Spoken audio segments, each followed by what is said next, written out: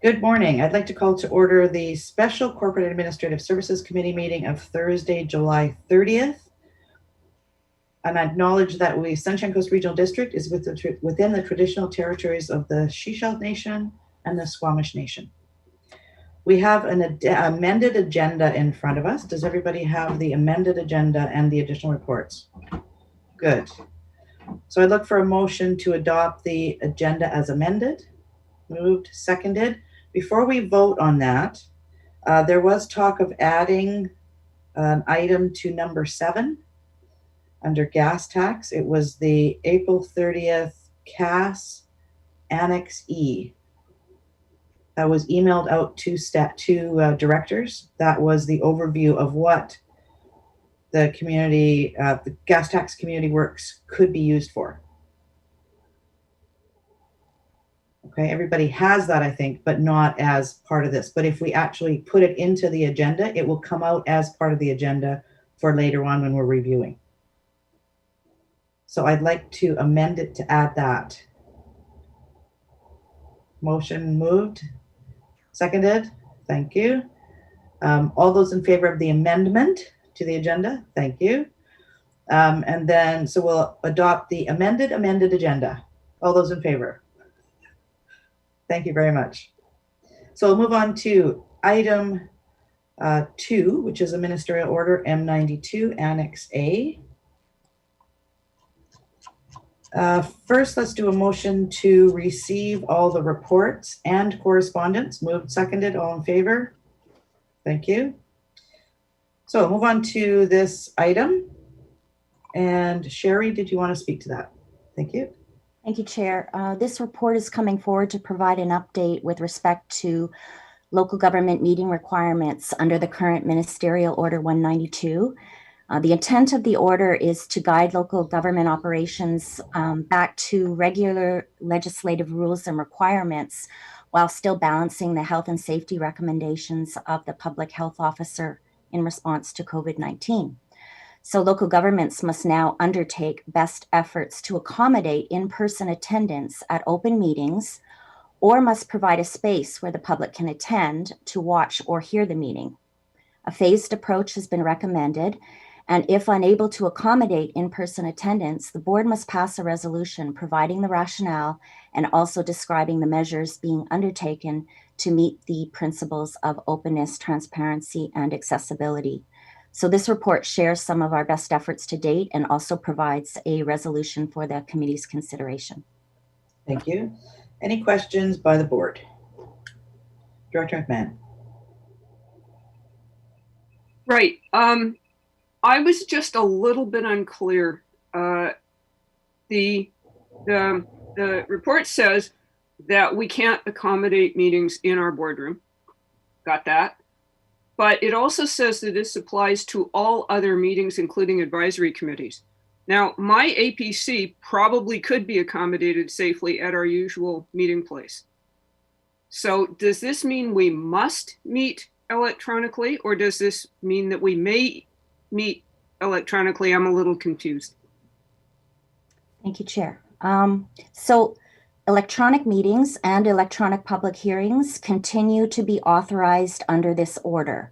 So our focus right now is looking to make a plan as we go forward to integrate going back to in-person. So I would say for the time being, electronic meetings are fine.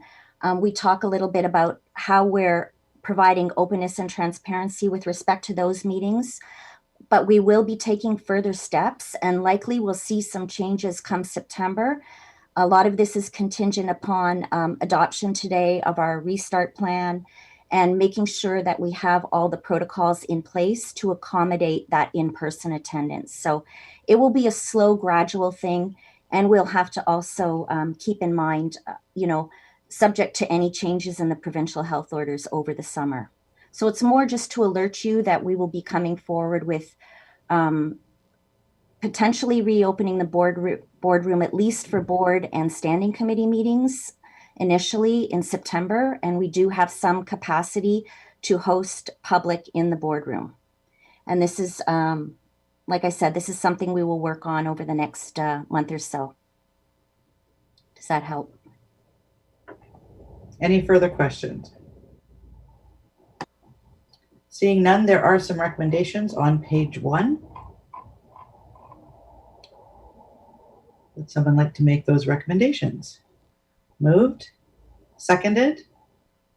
All those in favor? Thank you very much. Next item.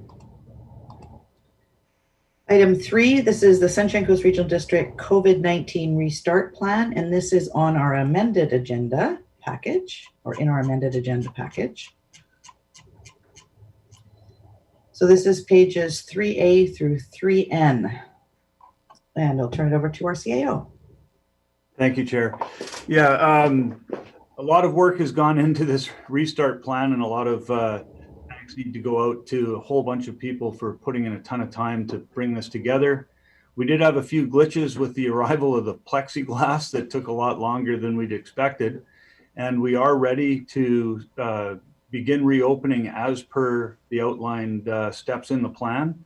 The final step is presenting it for committee and board consideration, and once that's done, we'll be able to actually get this implemented, communicated, and start the next phase. Thank you. Any questions by the board? I had one question on 3B. The last bullet. It says, as facilities are reopened, there will be additional operating expenses primarily related to staffing. Is that on top of our regular staffing? Is that what it's indicating? I'll allow other people to chime in if I get this wrong, but it's because the different phases are increasing service levels, and to go from phase 2 to phase 3, there would be additional staffing to move to those levels. Phase 3 to phase 4, additional staffing to move to those levels from 3 to 4, and all of that subject actually to some of the decisions that you're also looking at today. And we've tried to word this in a way that the restart plan is able to be used regardless, like it can incorporate any of the direction we might receive on recreation restart, for example. It fits with the plan already, if that makes sense. Right. I guess my question is, are we looking at additional staff to potentially what we had before when we were fully operational? Or are we? Understood. Thank you for the clarification, Chair. No, I don't believe we're looking at additional staff. This would be bringing back existing staff based on the phased approach. Okay, thank you. And if anyone, if I've got that wrong, please chime in, anyone to help me out. Director Hall isn't unmuted, so I think he's okay with what you said. Sorry, GM Hall. I'm looking for horrified expressions. I don't see any yet. Okay, Director Hiltz. Thank you, Chair. Yeah, a tremendous amount of work. And I'm kind of looking at the scope. So it's on page 3A, it's in the background, and it says ensure health directives are followed. So that's a pretty broad statement. So I'm assuming that means what's within the control of the SCRD, not the whole Sunshine Coast. Is that, this is strictly for SCRD facilities, SCRD staff, and the public and SCRD facilities, what's within the SCRD control? That ensuring directives almost sounds like we have a requirement to monitor everyone's individual behavior. So just a little clarification on the scope there. Thank you for that question. I think what we're trying to say there is we're not trying to get it in front of things like provincial health direction, other health direction. We're not trying to get isolated in front of things. We're trying to be consistent with that within what we're able to control within SCRD's sphere. Director McMahon? Yeah, I wonder if there's a little more detail on community halls. It says pilot hall bookings where physical distancing can be maintained. Now, I heard from a resident. Sorry, John, your audio is doing some weird stuff. Oh. I'll keep trying. Tell me if it's still bad. It's still bad. Maybe I can take a stab at what I think the question might be, if that's okay. And then Donna, just nod vigorously if I'm answering this correctly. So if we look at what it says about community halls specifically, and I think you might be referring to stage 2 versus stage 3, where stage 2 says select pilot hall bookings where physical distancing can be maintained.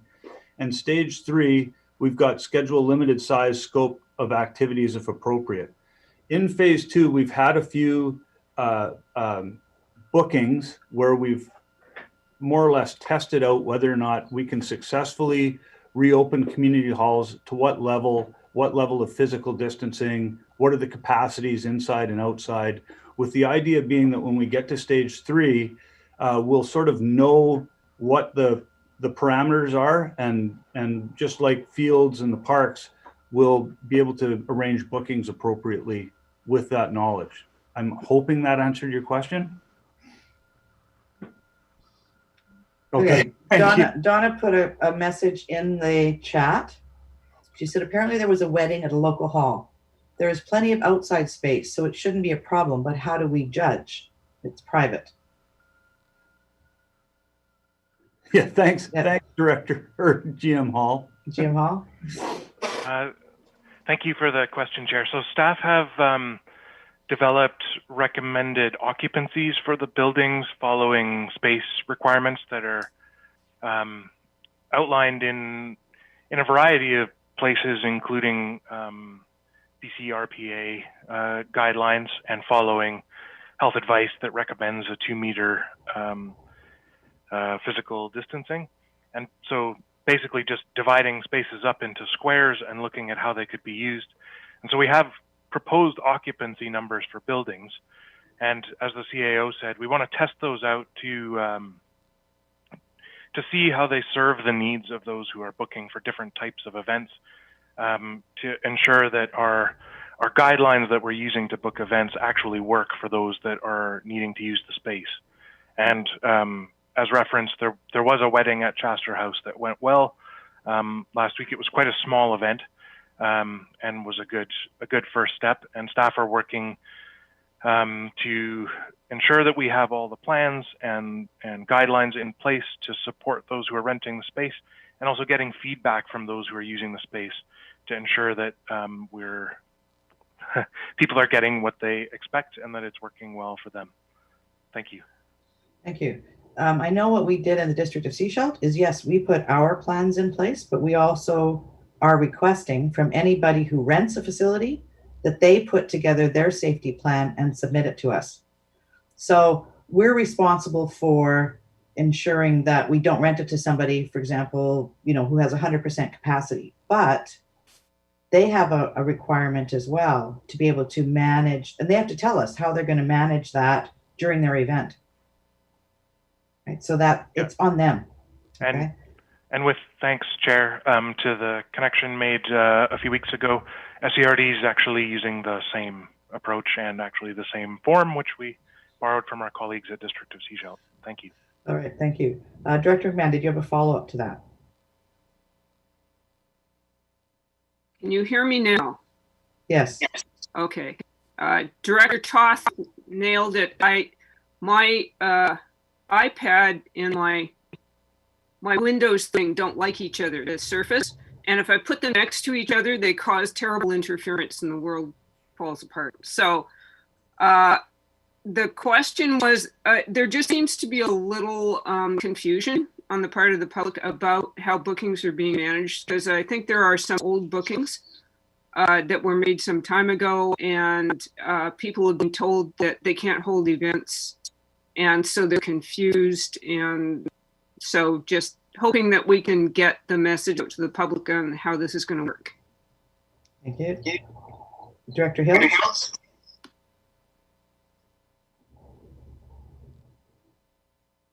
Am I good to go, Chair? Yes, you're good to go. So just separating out the documents, we've got the restart plan and the safety plan. So the safety plan is this document that the public would look to understand how they behave when they come to SERD facilities. And the restart plan is that broader category.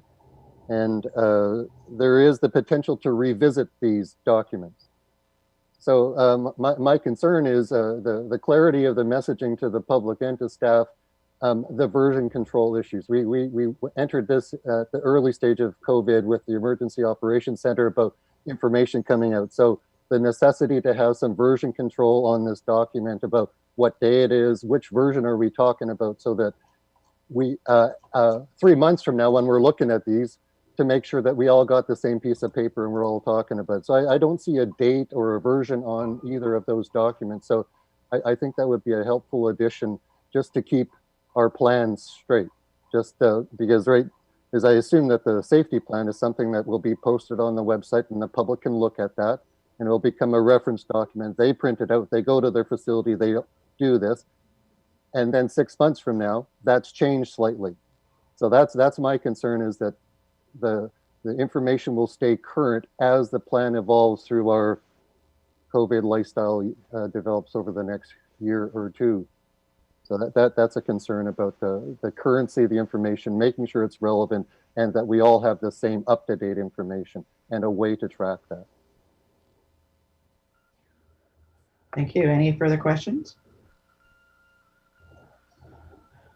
Any other comments from directors? So there are some recommendations on page 3A. Sounds like Director Hiltz would like to see a small modification to one of the lines in there. What if you take a stab at it, Director Hiltz? You're looking for something about version control. Is that what Yes. you're? And that staff ensure that version control is maintained through the two documents. That's my stab. Okay. Terry, you have that. So it would be just an addition to the recommendation as presented on page 3A. Yes. Okay. So Director Hiltz is making that recommendation. Is there a seconder for the recommendation? Seconded. Any further comments or questions? All those in favor? Thank you. And thank you to staff for all the work that you put in on that. We know there's so many changes and items that need to be continually looked at and adjusted. It's a lot of work. Let's move on to item 4, Annex B, back to our original agenda, pages 4 through 26. BC Energy Step Code Survey Results Update. And who is taking out? Mr. Whittleton. Nice to see you. Thank you, Chair. I'll introduce this, and we have our Chief Building Official, Alan Whittleton, with us if there are questions. Thank you. So in February, the board directed staff to proceed with notification to the province and consultation with the community relating to a regional approach to implementation of the STEP code. The STEP code will become mandatory in 2022 with modeling, testing, and performance requirements for new buildings. And a key question to be explored was, how do we move forward as a region in a way that would support seamless implementation here? So working collaboratively with member municipalities, staff gathered feedback from the community, which is summarized in the report, that supports introduction of Step 1 in 2021. And this step, the first step, requires energy modeling and testing, but unlike the steps that will be phased in starting in 2022, does not set a performance target. And staff recommends that bylaw amendments be brought forward to require Step 1 beginning in January 2021, and that a communication strategy that includes connections to training and capacity building opportunities be developed. And that would be applied regionally. And these recommendations are consistent with those that were made to and adopted by Gibson's Council earlier in July. And a parallel report will be provided to the District of Sechelt Council in early September. Staff have brought forward this item today in order to provide as much notice and lead time for potential bylaw changes as possible. Thank you, and we'd be happy to answer any questions. Thank you. Directors. Director Ties. Thank you, Chair. I'm personally a big fan of the STEP code. I think it gives us some opportunities to incentivize people to build more energy efficient houses through some policies that are related to the STEP code, and I think it gives more tools in the toolbox, both on a policy, from a policy perspective, as well as just basically creating better buildings in the end. It does, however, drive the cost up of construction even more. And one of the issues that we have here on the coast is that I'm not aware of any energy advisors currently working here on the coast. So that's something to be aware of, and something that we will need to address in some way or another. But yeah, I'm definitely for the STEP code. I think it's a step in the right direction. We need to reduce our emissions from on the residential scale, and this is one of the ways of doing it. Thank you. Director McMahon. Yeah. How much support is the province providing for the implementation of the STEP code? I mean, are we getting stuck with a lot of the implementation costs for this? Staff?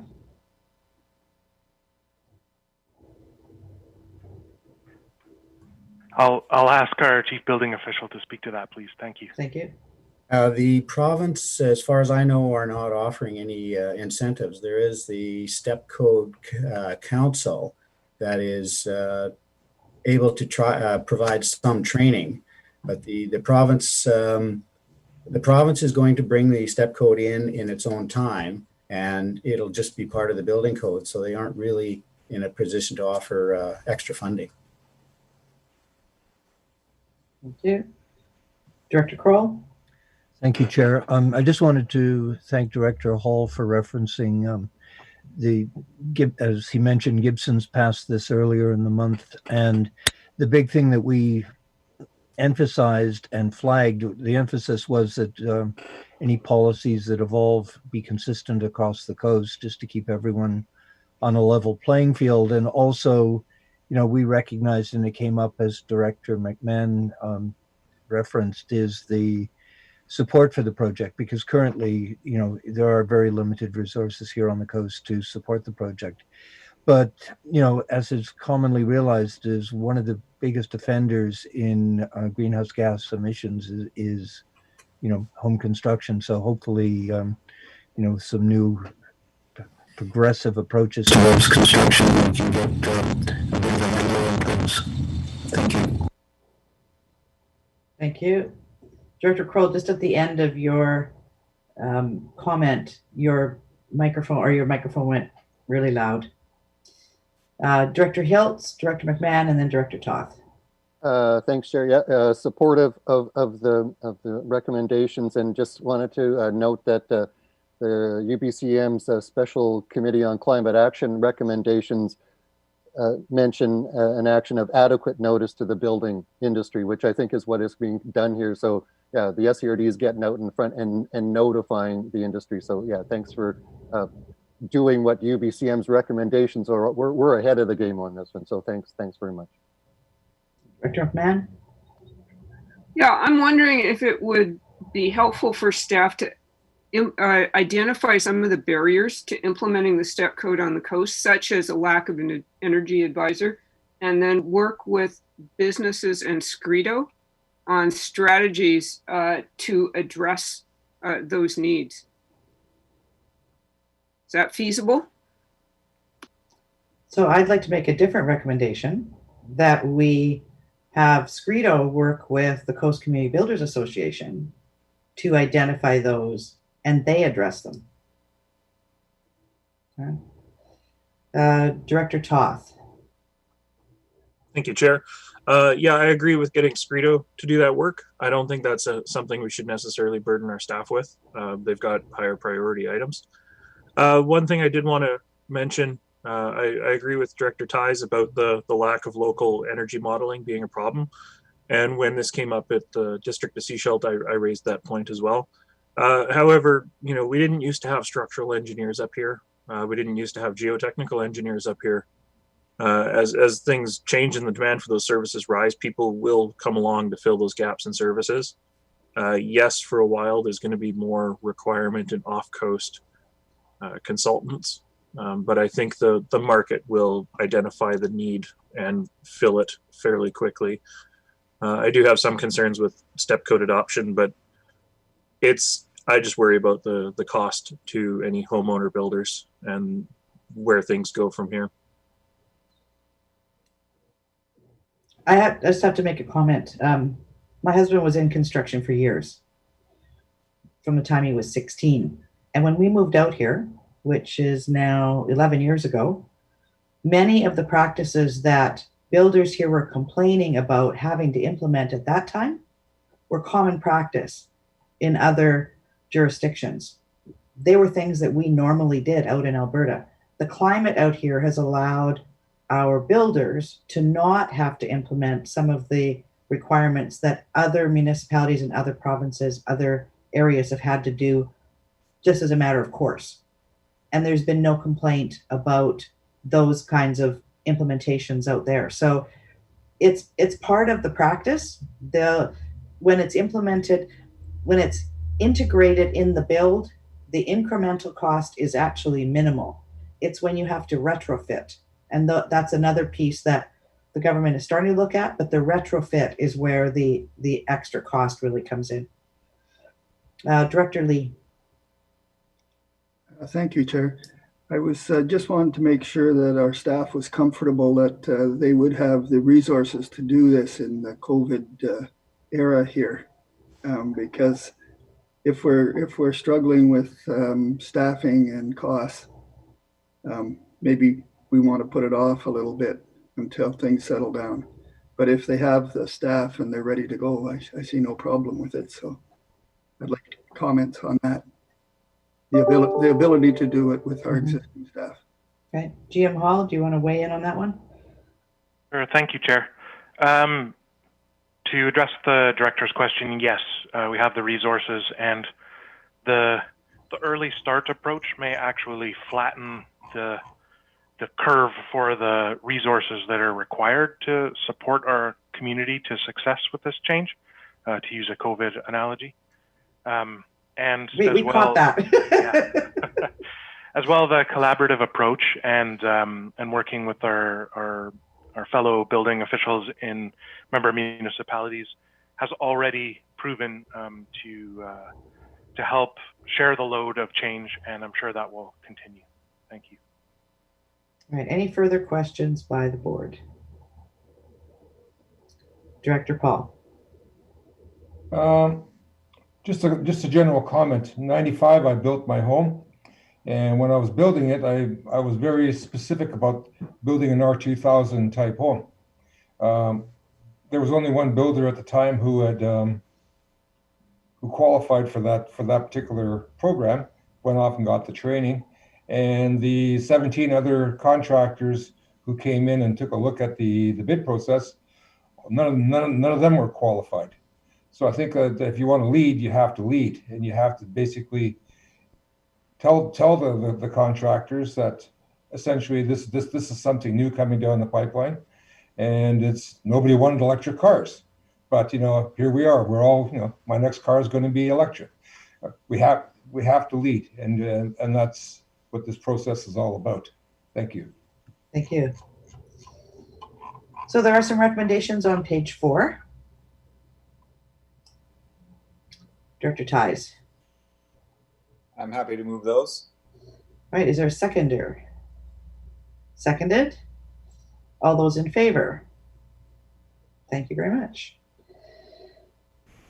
So we'll move on to the report inserted 26A through 26H. Yes, Director McMahon?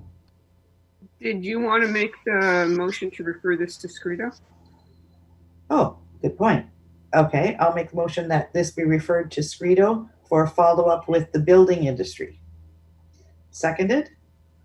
No, Director Toth? Process question. I think that District of Seashell and Town of Gibsons don't have a vote on this. Okay. We don't have a vote on it. You'll move it? Okay.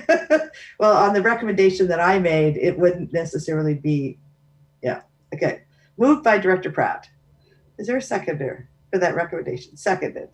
All those in favor? Thank you. All right. So move to our back to our amended agenda, the second report in there. And sorry, I'll get to my report. We're on pages 26A through 26H. And I'll turn over to staff for an introduction. Thank you, Chair. Last week, following board direction and as part of a series of reports relating to mid-year variance reporting and restart, staff provided a report regarding the financial implications of reopening community recreation facilities. And based on a series of service level options, the committee made recommendations about which service levels at which facilities were preferred and asked for a report back today with updated financial implications. Further recommendations relating to deficit mitigation, a temporary surcharge, and community feedback were made and will be considered by the board. Staff have applied the same parameters used in last week's report to the restart schedule recommended and developed an updated year-end deficit forecast. As well, information about preliminary expense mitigation and deficit management measures is provided, and information relating to a couple of areas where SCRD has received community feedback is provided. And our CFO and our acting managers of recreation services, Adrienne O'Donoghue, and facility services, Alan Van Velzen, or I would be pleased to answer any questions. Thank you. Thank you. So before we get into questions and comments and clarification that we're looking for, I want you all to refresh your memory as to the recommendation that we passed last week. So is that the Gibsons and Area Community Center be reopened at service level 2, effective September through December 2020. That Seashell Aquatic Center opening be revisited at September 2020 Planning and Community Development Committee meeting. That Sunshine Coast Arena be reopened for dry floor use only September through December, and that Gibson's and District Aquatic Facility remain closed. Okay, so that's where we're sitting right now. That's the recommendation that's coming forward to board. So Director McMahon. Sure. These are very complicated reports, to put it mildly. But if I understand this correctly, back in March, we cut $1 million from the recreation budget in anticipation that we would save money because the facilities were closed. And now we are looking at a $1 million deficit. So presumably we didn't save any money by closing facilities. Is that where we are? Staff?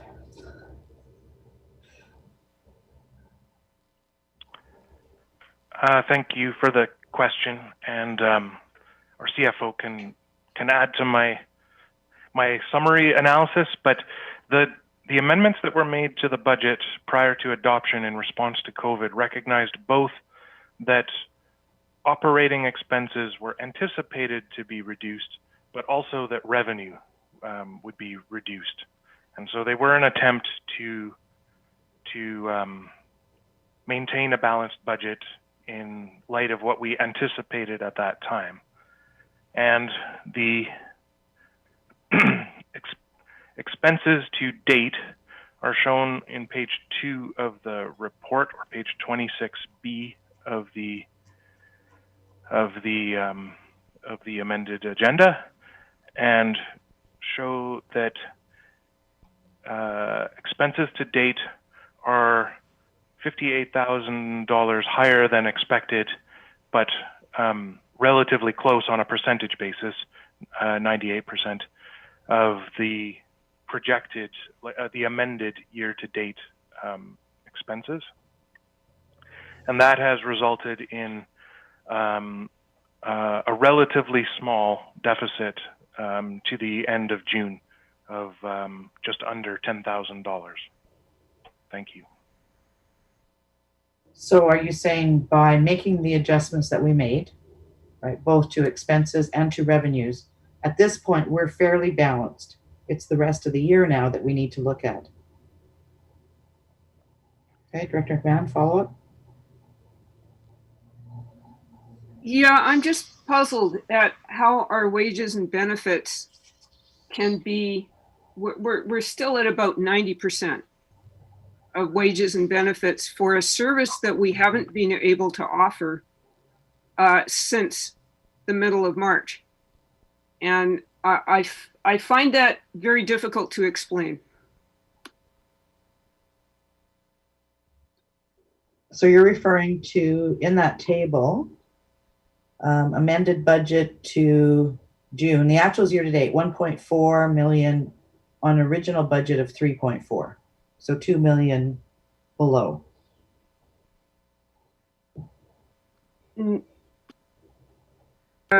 No, because I believe the budget is the annual budget, and the amounts that we're looking at in that next column are year to date for the first 2 quarters.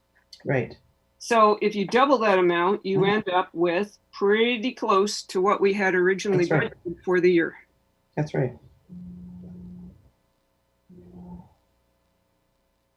Yes, Tina? Yes, thank you, Chair. So one of the things that we also just need to point out is that the approval of having the washrooms open for the Gibson's and Area Community Center and the Sunshine Coast Arena, those wages were approved by the board to still filter through those operational budgets. So I believe there's about 9 staff that are working on that particular initiative. So that is where you also see up in the year-to-date actuals where we have recognized the BC housing revenue that we are offsetting for that particular initiative. So it does skew the numbers a little bit. If they were not working in those particular individuals, were not working on that initiative, that number would be quite a bit lower.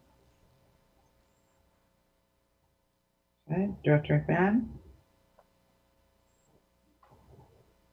I'm happy to give somebody else a kick at the can for a while here. Okay. I had a question at the bottom of that page, 26B. It says support service levy, approximately 350,000. I was wondering what that was.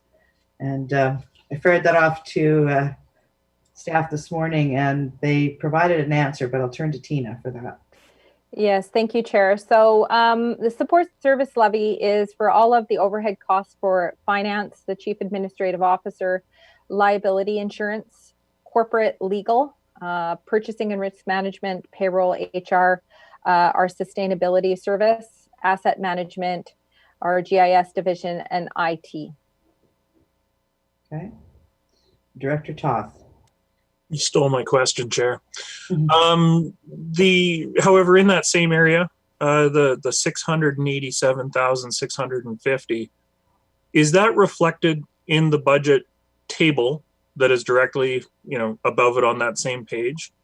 It seems to me like these are regular expenses. Like I don't recall discussing these in March, but they should be annual expenses, so they shouldn't have been anything that snuck up on us. So I'm just wondering where they came from. Thank you.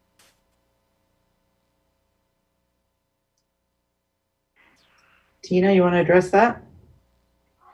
Yeah, I'm sorry, Chair, I don't specifically understand the question. These particular items that are listed, yes, would be typical. They're not new costs. What we did when we amended the budget is there was a recognition that we're going to be closing the facilities. And of course, when we did this, it was very early days, March 30th, 31st.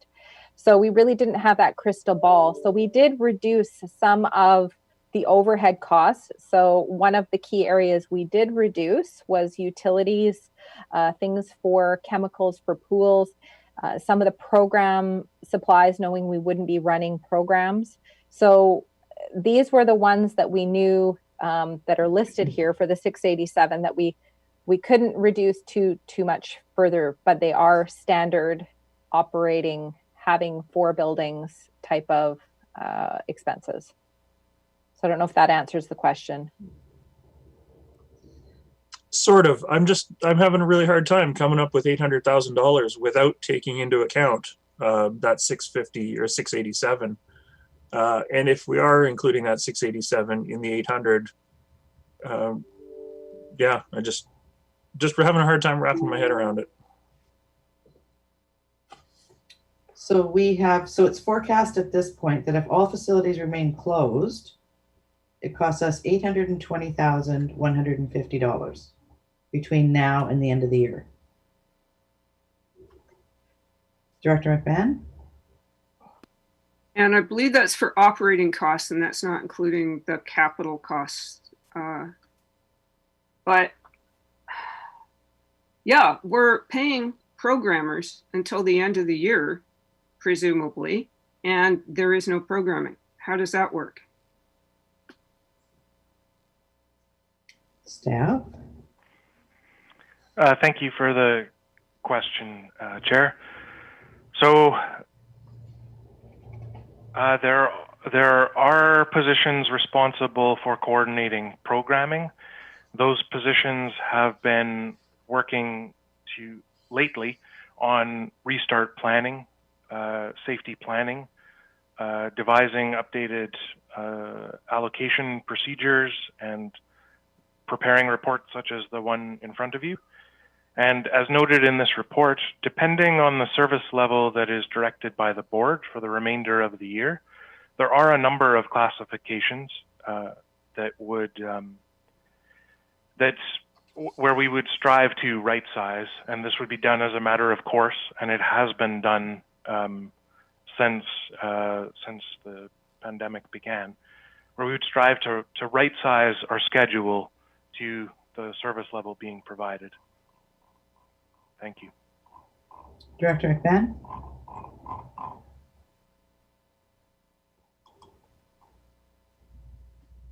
Others are welcome to pitch in here.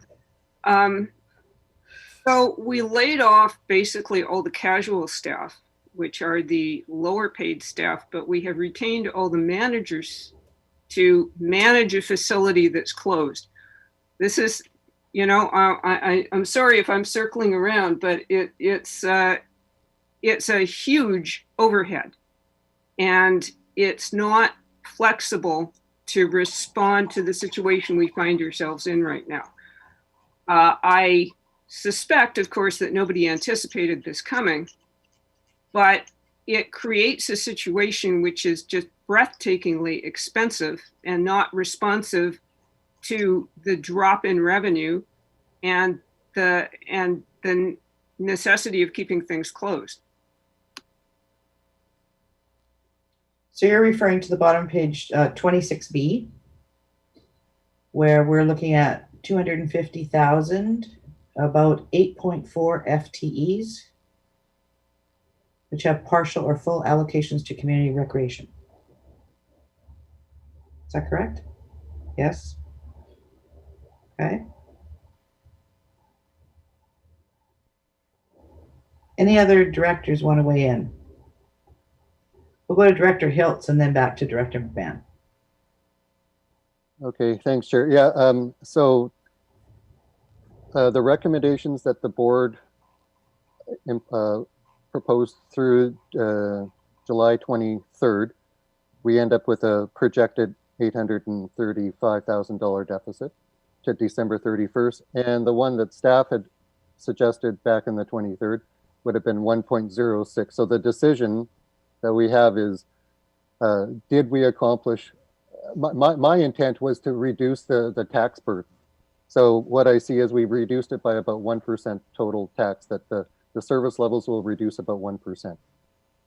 And so my job is to balance, this is what the public is saying, a balanced approach. Everyone agrees recreation is important, we need a balanced approach. So my job is to balance the burden on the taxpayer. And so what I can see is that the results are a 1% reduction in overall tax for the year. So I think that's been accomplished.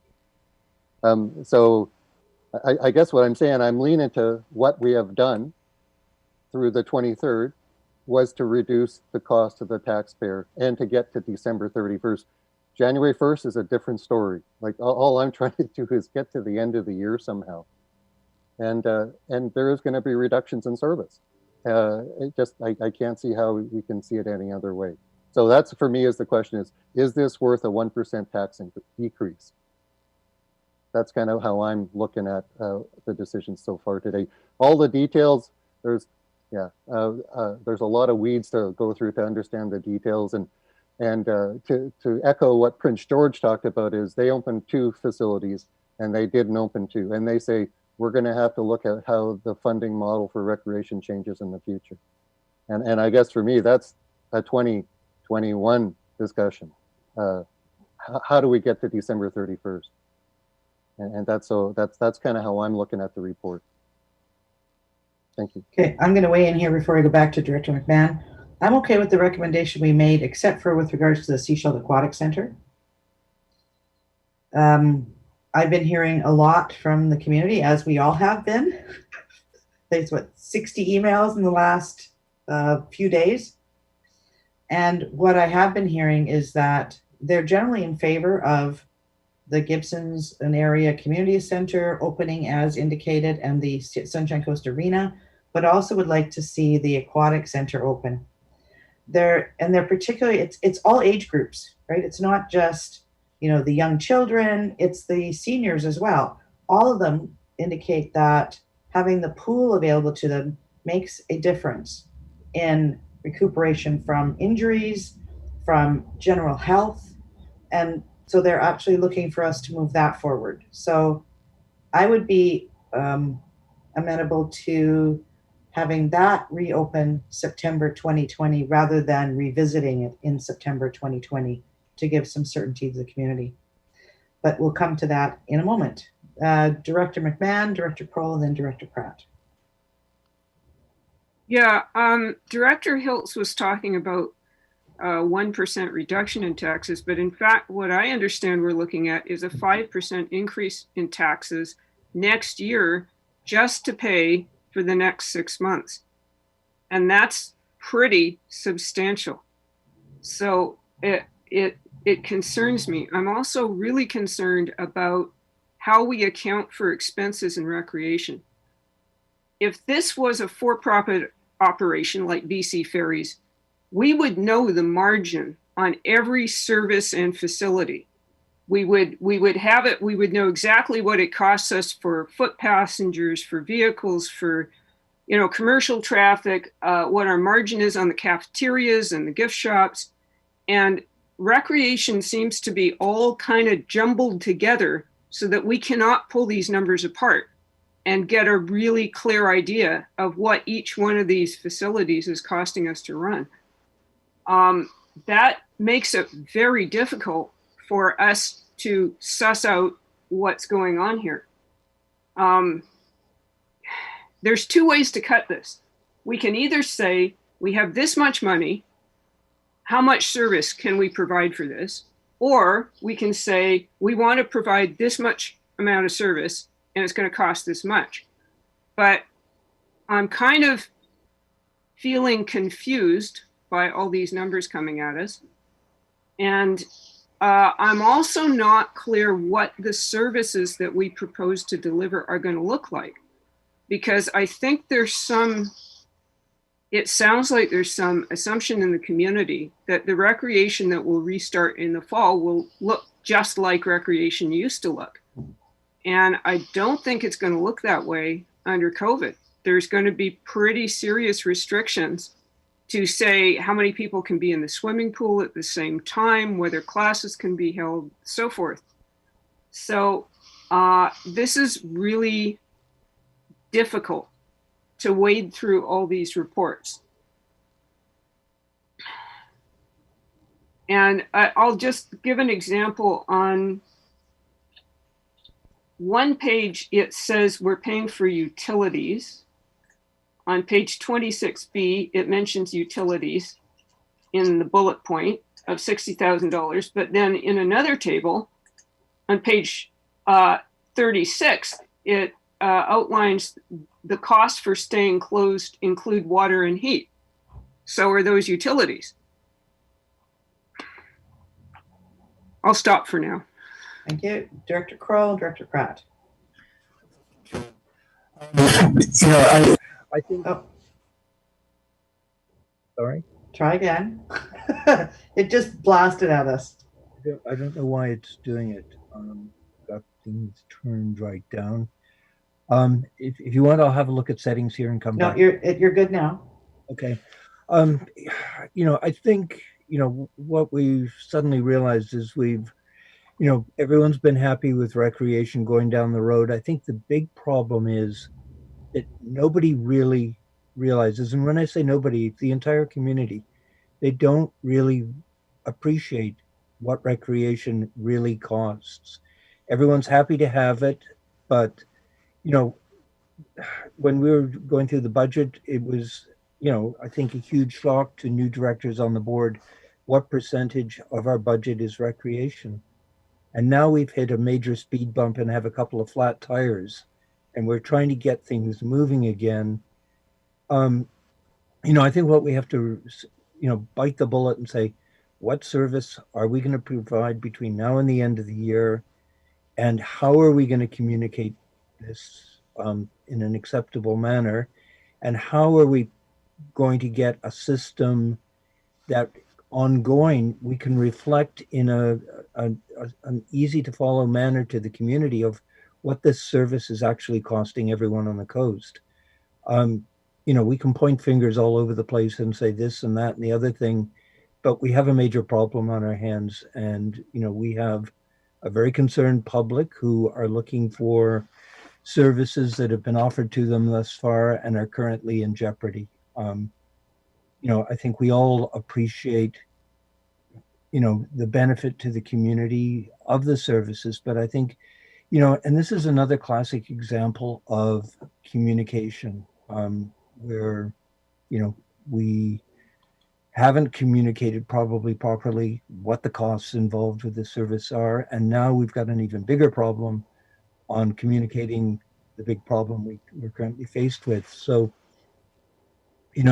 we have recommendations before us. I'm thinking, we're going to have to bite the bullet and figure out, are we going to offer what's currently on the, in the recommendations at the board this afternoon, or, really bite the bullet. But I think, the clear example in all of this is the communication problems that, we're faced with, in budget costs with respect to recreation up to this point, and now with what we're currently faced with. We've got some big problems to solve in the recreation area. Director Pratt, Director Toth, Director Ties, and then I'm going to put my name on the list. So Director Pratt. Thank you. So I don't want to get, we're getting into the weeds. We're getting into the weeds, and we're getting into the philosophical discussion of recreation and what that means.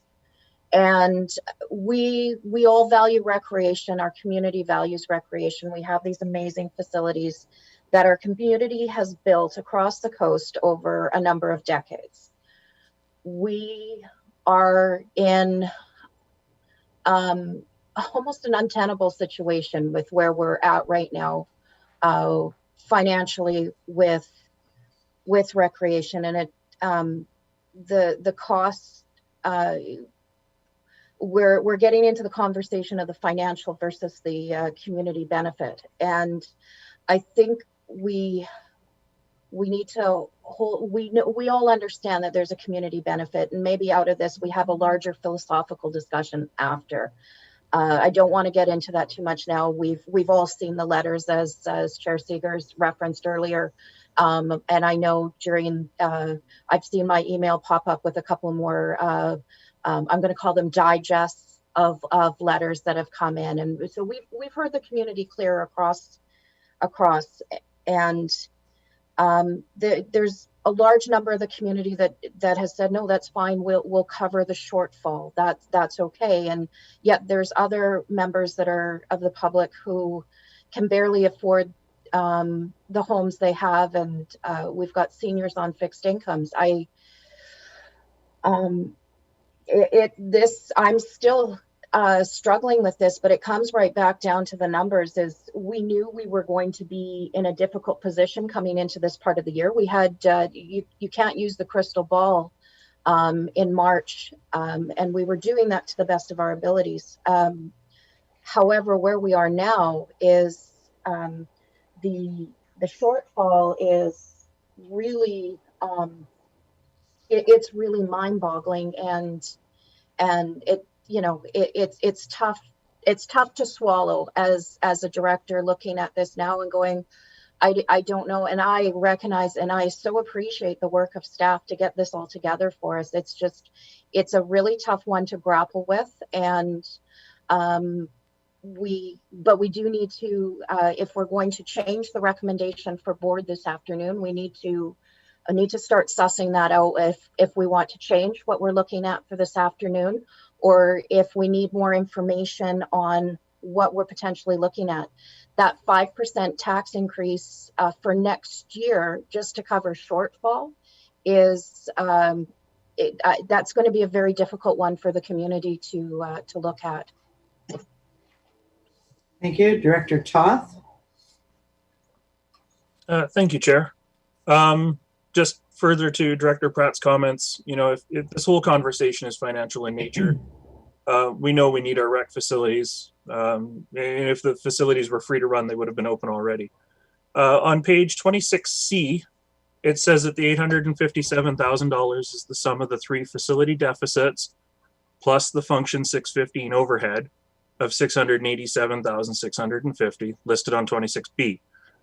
But $687,650 are listed as fixed, regular overhead costs. These are annual costs. We didn't vote at the end of March to reduce the support service levy by $350,000. We didn't vote to reduce the insurance by $28,000. We didn't vote to reduce staff certifications, software licensing, fuel, and telecommunications by $27,650. So how are these costs not covered in the budget that we passed at the end of March? We knew those costs were coming. Or to phrase the question differently, how did we cover this deficit in previous years? Staff.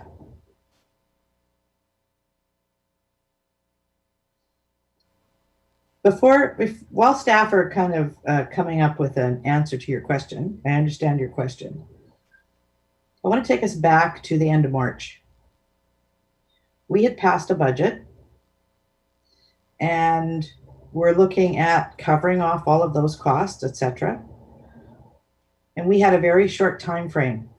In fact, staff worked all weekend to cut numbers, take money out, and we specifically identified recreation as one area to potentially cut money out of the budget to ensure that we could minimize the tax impact on our residents. Staff were flying blind at that point. They had very short time to pull the numbers together. They cut where they thought they could cut, and now we're where we are now. So we have this money that we need to cover. We cut our budget by 1.2 million in both revenues and expenses. And now we have to look at how we get to the last part of the year. We have currently a 3%, well, almost a 4% increase to cover off deficit if we keep the facilities closed. That's it. We're at 4% right now to keep the facilities closed. How much are we willing to increase that to open the facilities and give the service to the community? Director Ties, Director Kroll, Director Toth. Thank you, Chair. And yes, I think that was something that was at least not quite in my awareness last week when we had this discussion, was that whether we keep things closed or whether we open things, we're looking at a difference of roughly 4% if we keep things closed. We are looking at 5% if we open things up. Knowing that now, it makes absolute sense to at least make use of these facilities now that we're already paying so much for them already. But also, you know, I think the March, you know, if we had had a crystal ball and if staff had had a bit more time, or if we figured out what was going on, what was going to go on for the rest of the year, then maybe our staff would have recommended to not cutting the budget at all. And I think that would be fair enough. And, you know, everybody made their decisions at the time with the knowledge that they had. And maybe some things weren't considered, maybe some things were. I'll let staff comment on that. But it's, we are where we are. And I personally like the recommendations we put together last week, with the difference that I'd like to have the Seashell Aquatic Center open probably by September 8th at the latest as well. I've heard a lot from the community. They really value the recreation. I've heard very few people say, no, keep them all closed. I've heard some people say they will not be using it, which is just as well, because we're only going to be able to go at 50% capacity.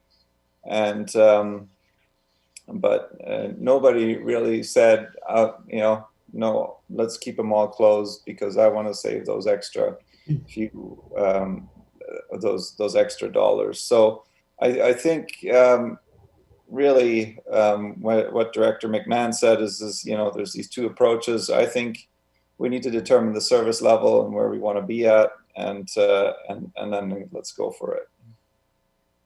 Okay, Director Kroll, Director Toth, and Director McMahon. Thank you, Chair.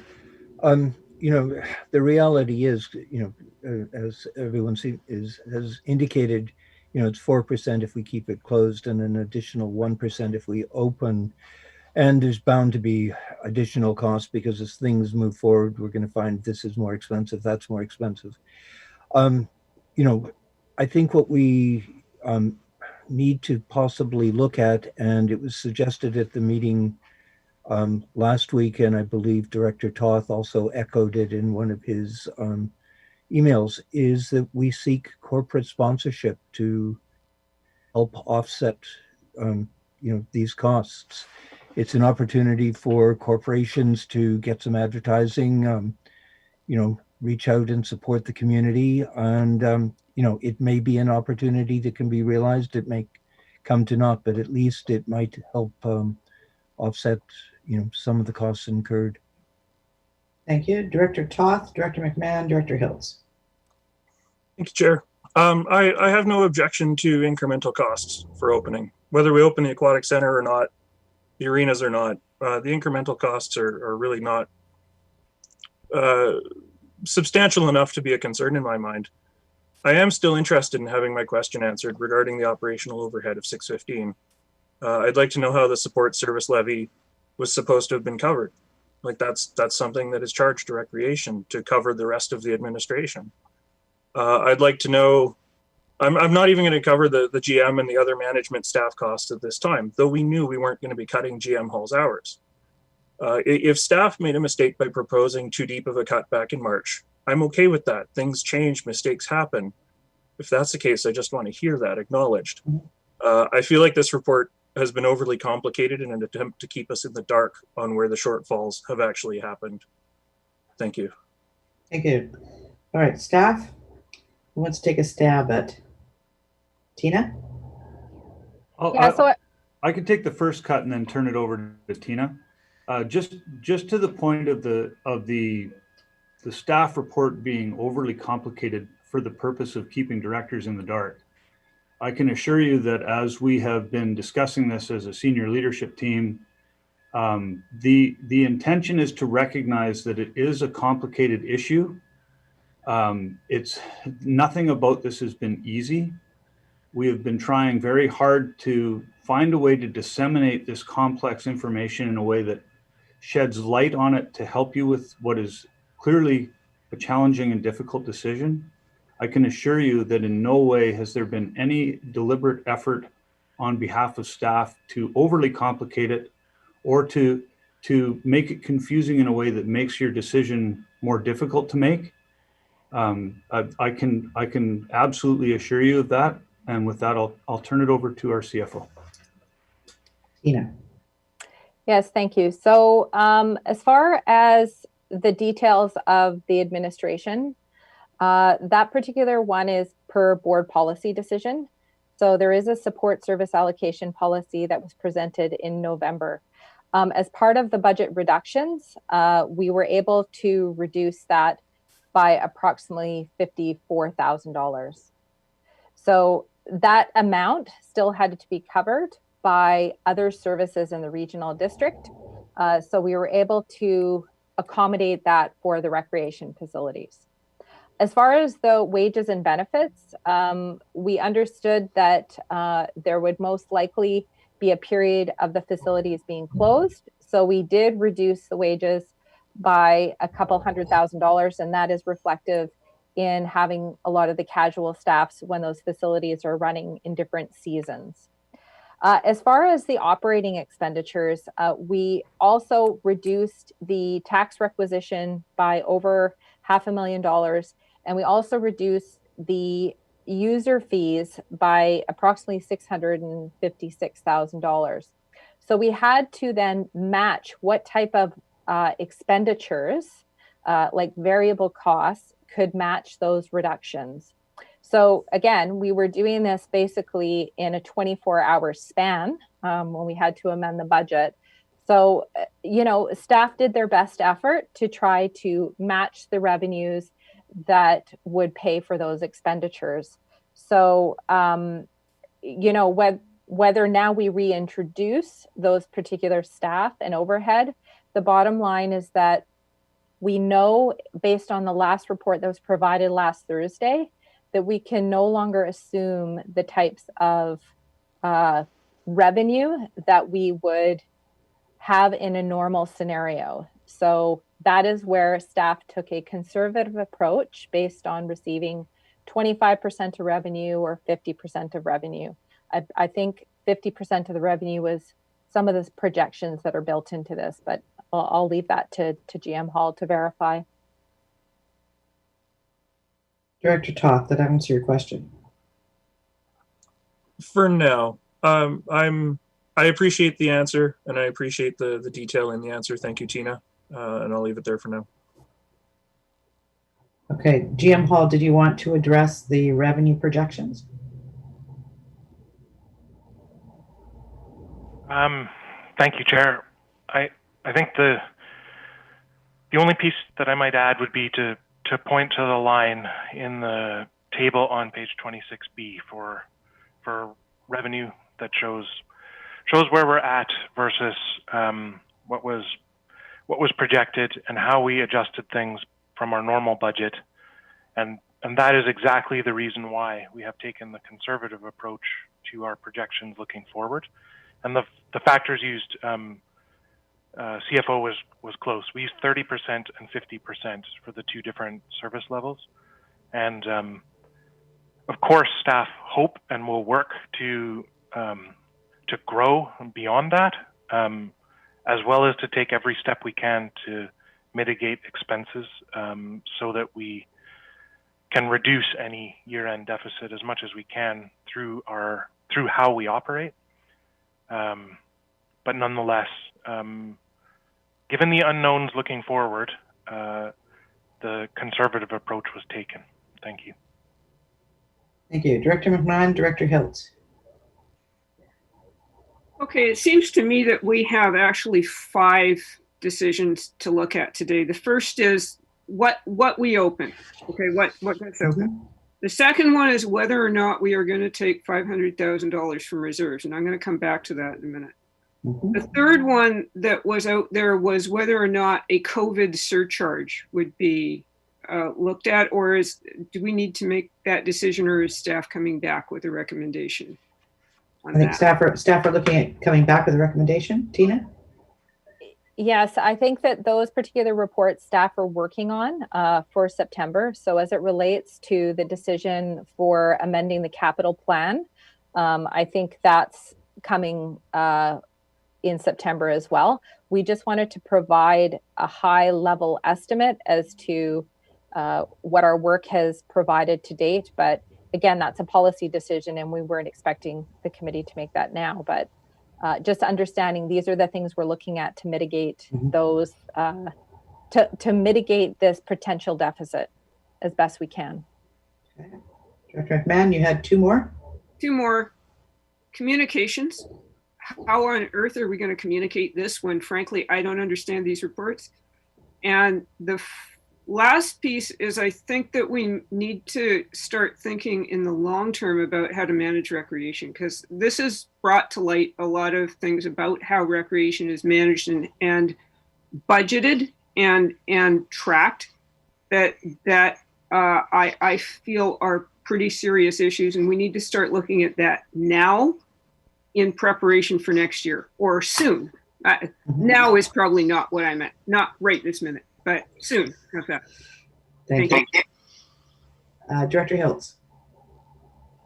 Thanks, Chair. Yeah, I just the projected deficits in service level. So I'm hearing 4% gets us no open buildings, and what I see on page 26G is a $835,000 deficit gets us the service levels as currently framed from the 23rd. A 5% deficit, a little over $1 million, was based on staff's recommendations. So the current service level recommendations reduces the deficit by roughly $200,000 over staff's recommendations, which takes it from a 5% overall tax increase to a 4%.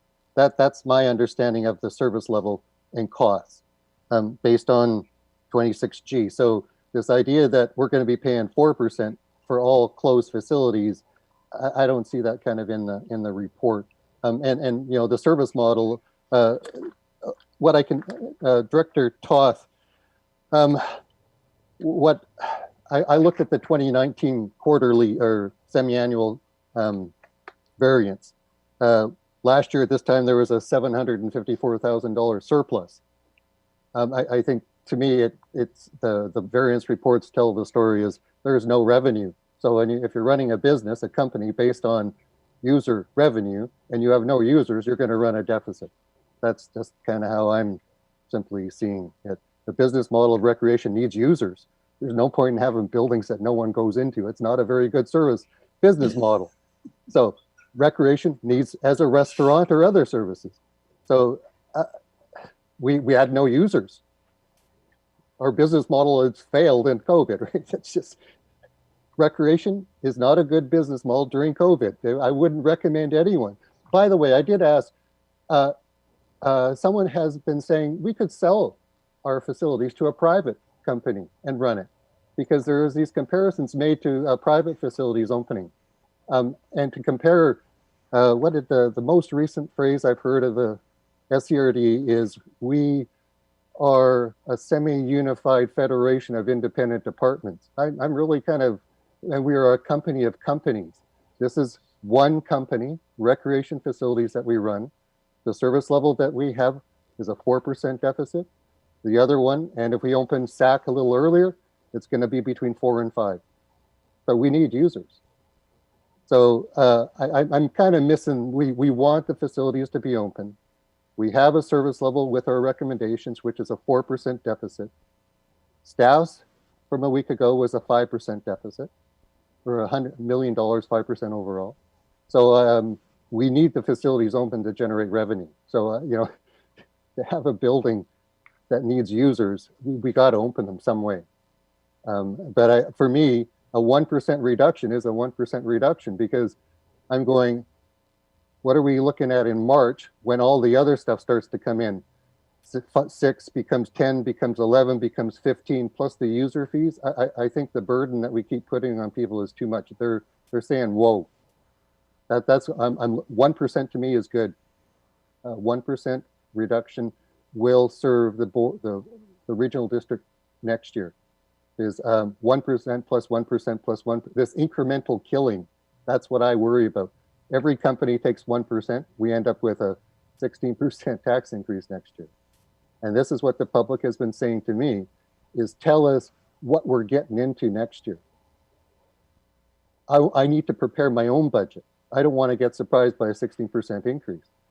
So that's for me, is if we can reduce 1%, and it's going to be tough, but 1% is better than nothing. That's kind of how I'm seeing it.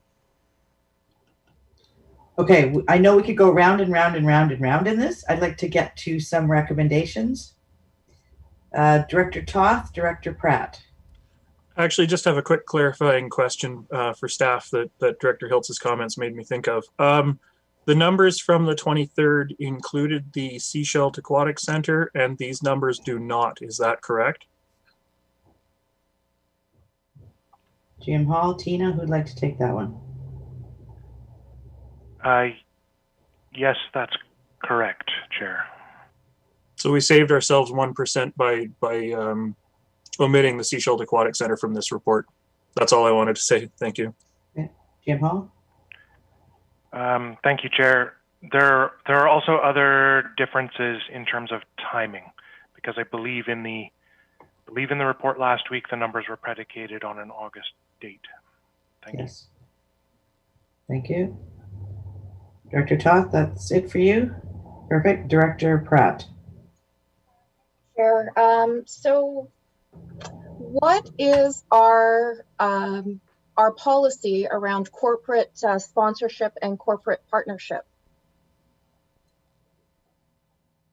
Do we have one? Do we have one? Is this something that we can explore as part of assisting with the reopening and the ongoing costs of these facilities? Jim Hall, do you know? Do we have a policy? Tina? So that was articulated and explored as part of the Parks and Recreation Master Plan and some of the service reviews. So a policy was drafted but never adopted by the board. So most certainly there would be specific guidelines that we'd need to explore and policy decision. If there was parameters such as what was explored back then was things like not having a tobacco company sponsor a recreation facility. But, there's nothing hindering us from that type of arrangement. We would just have to bring it to the board for consideration. Okay, I have a question for GM Hall. Last week, I didn't go back and look at this. I apologize for that. Last week, the recommendation you made with regards to the Seashell Aquatic Center was to open at service level 2. Is that correct? Yes, that's correct, Chair. Thank you. Okay, I'm going to make a recommendation to move this forward, that we keep all of the other recommendations as already presented, but that we modify the Seashell Aquatic Center opening to open in September at service level 2. Is there someone who would like to second that? Second it? Anyone like to speak to that motion? Director Kroll? Director McMahon, I don't know if you're speaking to that recommendation. Director Kroll? I would certainly support that recommendation, but I would also like to add to it, if it was possible, that we explore the options of corporate sponsorship to help offset some of the projected deficit. Okay, I think I'd like to see that as a separate motion, just because when we come to board this afternoon, I want to have it a little cleaner for staff and for the recommendation that we're dealing with. Okay, so to the recommendation on the floor, Director McMahon and Director Hiltz. I don't think there's anything to be gained by putting off making a decision on the Seashell Aquatic Center. We might as well bite the bullet on it now and give staff the lead time. Thank you. Director Hiltz. Yeah, I'm just looking at the cost. So it would be in page 26F. SL2 for SAC would leave a deficit of $155,000. Is that? Yes. So we're back to essentially a 5% tax increase then. Yes. Okay, thank you. Any other questions, comments on the motion on the floor? All those in favor? Any opposed? Director Hiltz, would you like that recorded? Director McMahon, like it recorded? Yes, thank you. Terry, you got that? Thank you. All right, so now let's revisit the corporate sponsorship piece. Director Kroll, would you like to make a recommendation? I'd like to move that staff investigate options for corporate sponsorship to help offset costs related to the reopening of the recreation facilities and perhaps continued support of the recreation facilities. All right, and that's been seconded. Director Hiltz? Perhaps there's also there's corporate sponsorship, and then there's direct donations. I've seen Campbell River is out there pleading for people to donate to their nonprofits and facilities. So if we're going to do corporate sponsors, what about just plain donations? People can donate to, we're SCRD is a registered charity. They can donate to, it's essentially a volunteer tax. But so is that part of the recommendation that could be not just corporate sponsors, but to encourage the donations from people? Currently, the recommendation on the floor is to explore corporate sponsorship. So I would propose an and that donations from the public also be explored. Like if you're going to go to the public sector, you got to go to the private sector for extra bucks. That's what I'm thinking. Okay, so would you like to make a recommendation, amendment to the motion on the floor? I would like to know if Director Kroll sees that as kind of aligning with what he was thinking. I would certainly support what Director Hiltz is suggesting. Okay, so an amendment to the recommendation to solicit donations from the community. Yes. Thank you. Is there a seconder for the amendment? Seconded.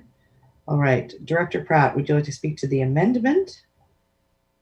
I think I want to speak to the entire thing as a whole, so I'll wait until the amendment passes or fails and goes from there.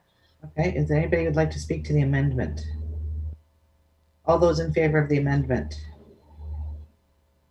Thank you.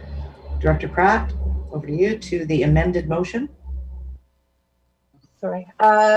If I can just get clarity, because one thing Director Kroll specified in the motion was regarding reopening, and I'm wanting to make it, I'm philosophically thinking of it long-term, future focused, not just with reopening, but for the continued operation of rec facilities. So I wouldn't want to necessarily see it narrowed down just to reopening and covering the shortfall during the pandemic.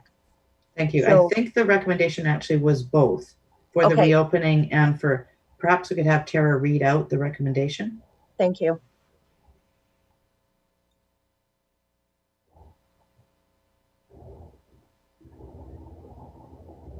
So Tara, you actually turned off your video and have not turned on your audio. Thank you.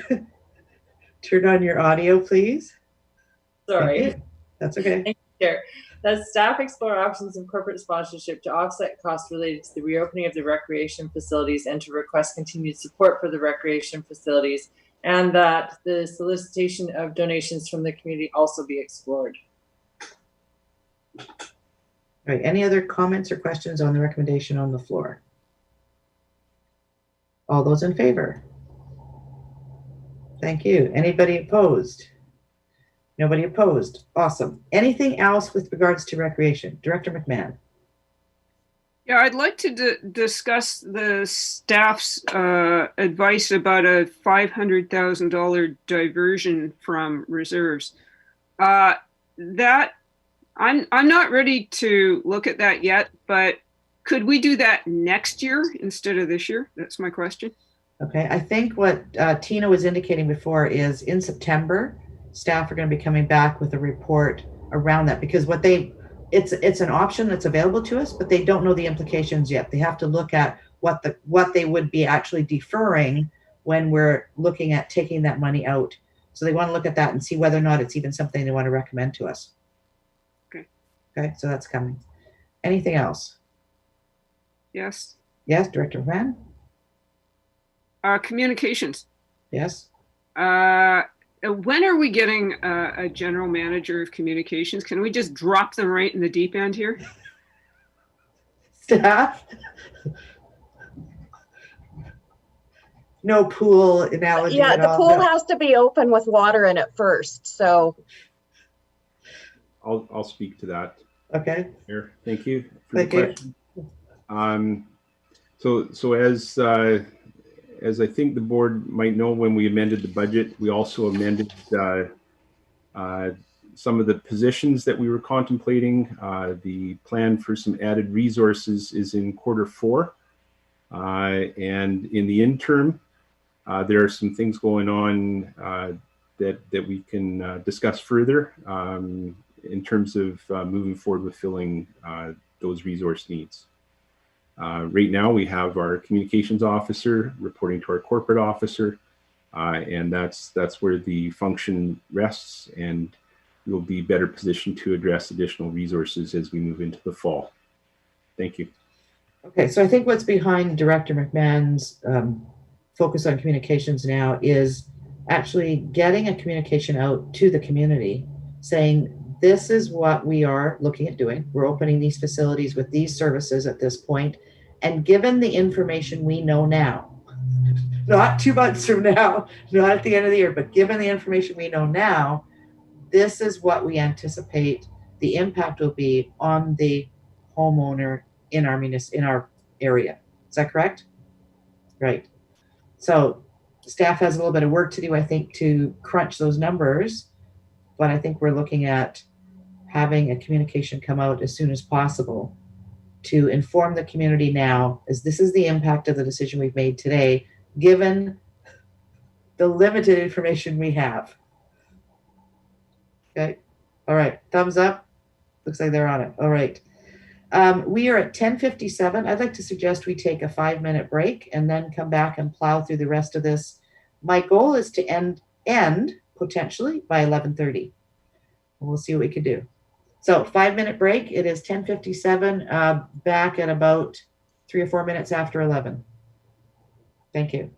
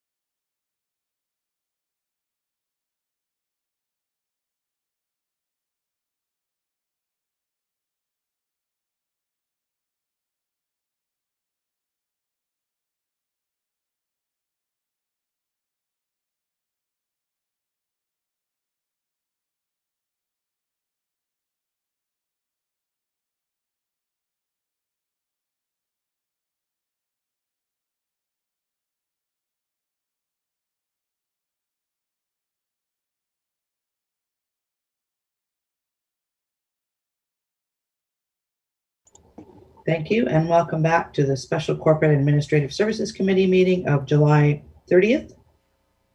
We are on item number 6. This is Annex C, pages 27 through 31. And this is a report with regards to long-term debt. Tina, did you want to speak to that?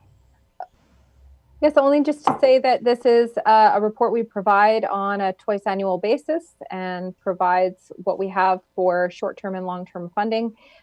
There is recognition, of course, that we have just passed the alternate approval process for the Church Road project. So there is a comment here.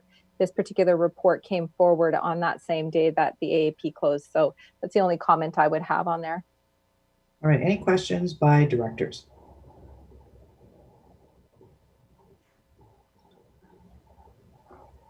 Seeing no questions, let's move on to item 7, Gas Tax Community Works Fund Update, Annex D, pages 32 through 35.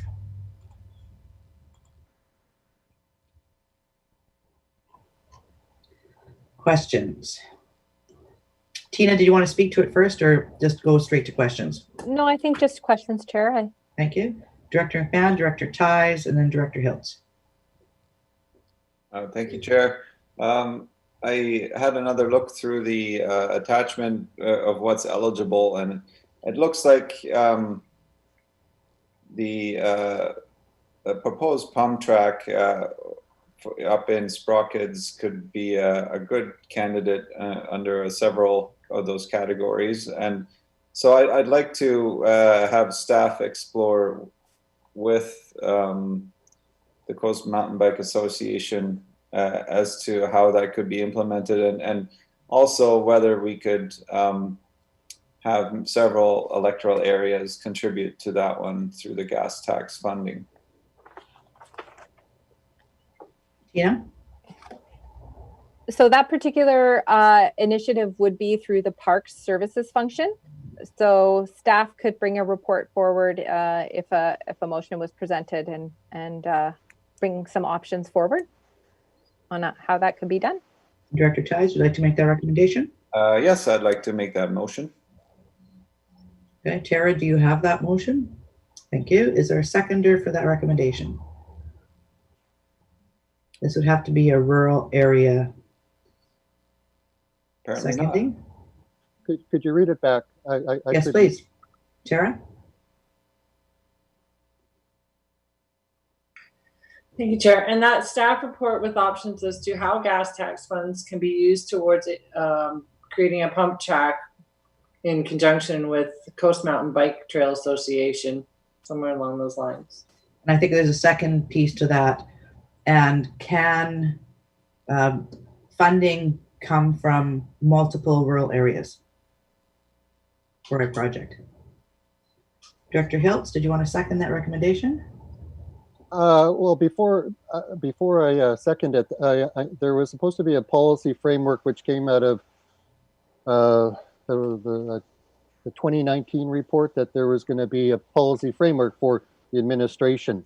So is what Director Ties, does that follow into the policy piece that staff was to bring forth in Q3 of 2019? And I don't think that's come before the board yet. Tina? No, we haven't brought it forward because we were waiting more clarity as it related to the AVICC item for bikeways and walkways. So I am not quite sure where that's landed, especially with COVID here. So I think once we understand that, we were going to bring that forward. If the board so wishes to see a draft in the fall, staff could undertake something like that if the committee wishes. And that would be separate from this recommendation that's coming forward here. Yeah, I think it can be separate. I think that it's chicken and egg, but it's up to the committee's wish how you want to proceed, or the board's wish on how they wish to proceed. Because right now we don't have a policy. Okay, so there's a proposed recommendation on the floor. It has not been seconded. Seconded, okay.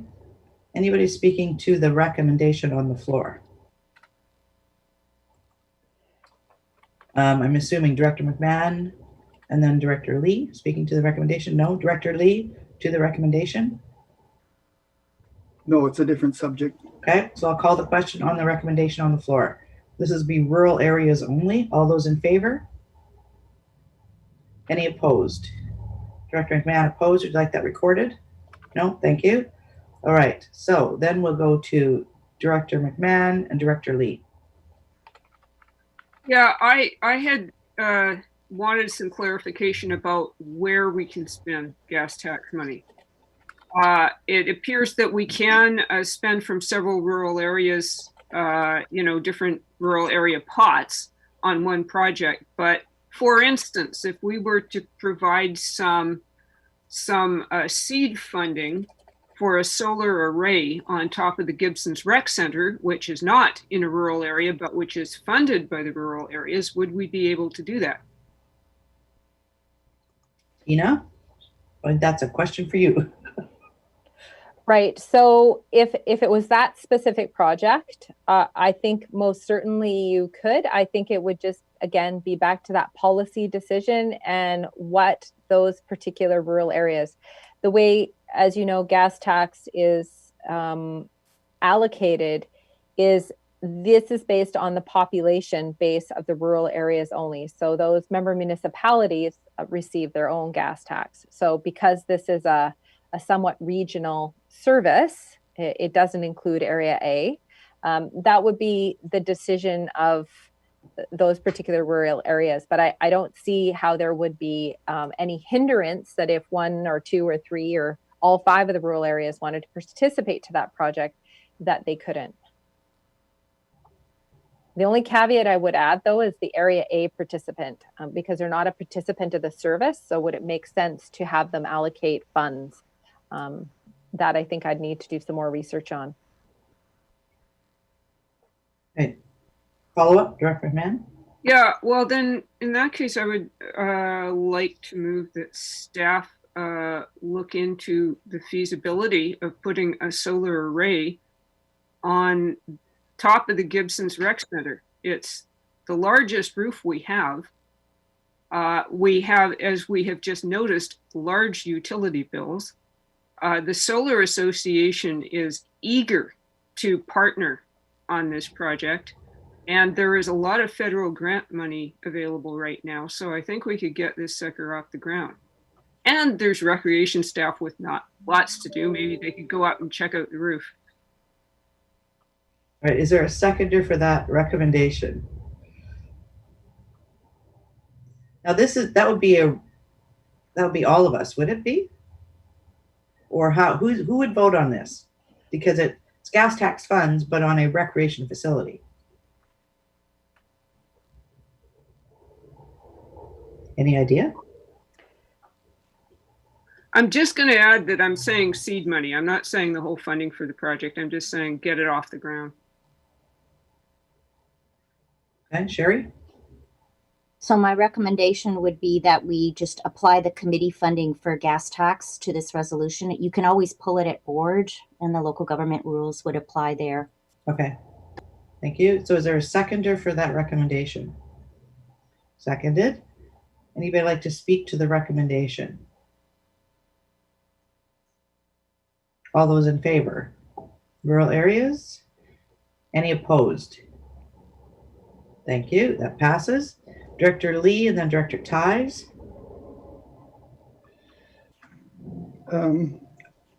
It's rather ad hoc discussion about the use of gas tax. I would have been happier if we had a list of all the things we could spend it on, and then we decided what to spend it on. One of the more recent things that come to my attention here in the Pender Harbor area is that our tourist facilities are being overwhelmed by people, and I suspect it's going to stay that way. So we need to consider things like expanding Dan Bosch Park parking, maybe even the spot where they can sit and swim off of, move it further down in the park. We need to investigate parking around our boat launch at Ruby Lake and Saginaw. And I'd like to see if we can use gas tax for that kind of a thing. And of course, it's also dependent on the walking paths on the side of the road that we need. We need some of them around Garden Bay Lake and around Hotel Lake as well, and some at Egmont. So I'm not sure just exactly where we are with all of those projects. I think we need some staff time to kind of look at them and figure out the cost and figure out where best to spend the money. So I don't know what a motion would look like at that. Maybe a separate meeting to discuss gas tax in its entirety. Not sure. Okay, I think Tina, there is the report around AVICC and UBCM and the gas tax funds. Is that already scheduled to come forward in September? Or do you need a recommendation to bring that forward in September? Like, that's probably the place to start, because there are projects on the books right now that have been put on hold. Until we know what the status of those are, then we won't know what is committed and what isn't. Tina? So I'm just going to defer chair to GM Hall, as he has been the staff lead on the, I believe, on that AVICC piece. And the last report came last January, I believe. Okay. GM Hall? I apologize, Chair. I didn't follow the full question. Is the questions about the use of gas tax relating to MOTI? Not really. Well, yes, so there's the conversation. We were doing pathways along highways, etc., and then found that funding was not. We weren't actually supposed to do that with the funding, and so then AVICC, UBCM, etc., got into that. We're just wondering, where is that conversation at this point? Okay, thank you for clarifying. No problem. So the status is that the Ministry of Transportation and the regional districts in AVICC have agreed upon a framework under which long-term tenure for pieces of the Ministry of Transportation's right-of-ways can be granted to regional districts that satisfies some of the concerns that were identified with developing infrastructure using gas tax. And the piece that remains outstanding is UBCM review of that and confirmation that it is acceptable to use gas tax for that purpose. And in the meantime, at least one pilot project under the new framework is taking place on, I believe it's Gabriola Island, and staff have not heard a report back on the progress of that for some time yet.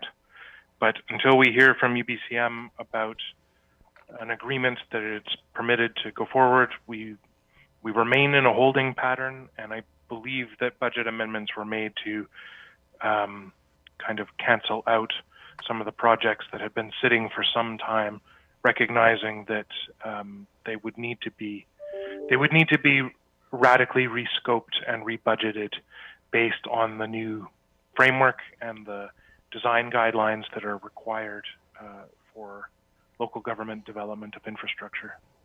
Thank you.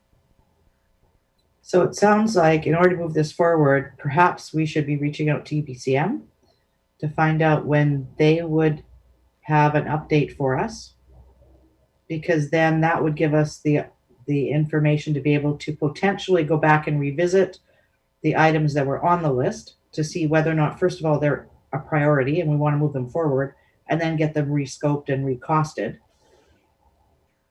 and then look at what else we'd like to do with some of the funds.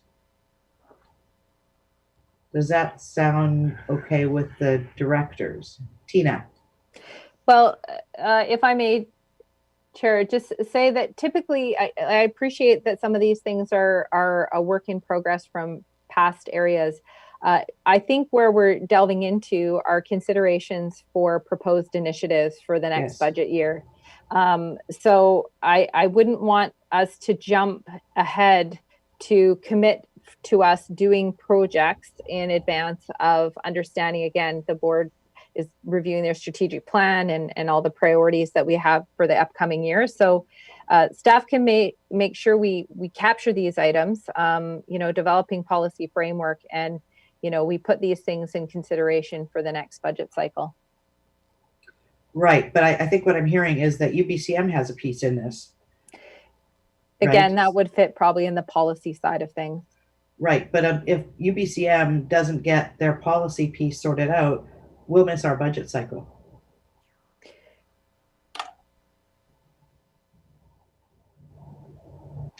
So staff can follow up on that for sure. Yeah. Okay. Director Lee, anything further at this point? No, I think we need to know the answer to that, and then we can move from there. Okay. Director McMahon, Director Hiltz.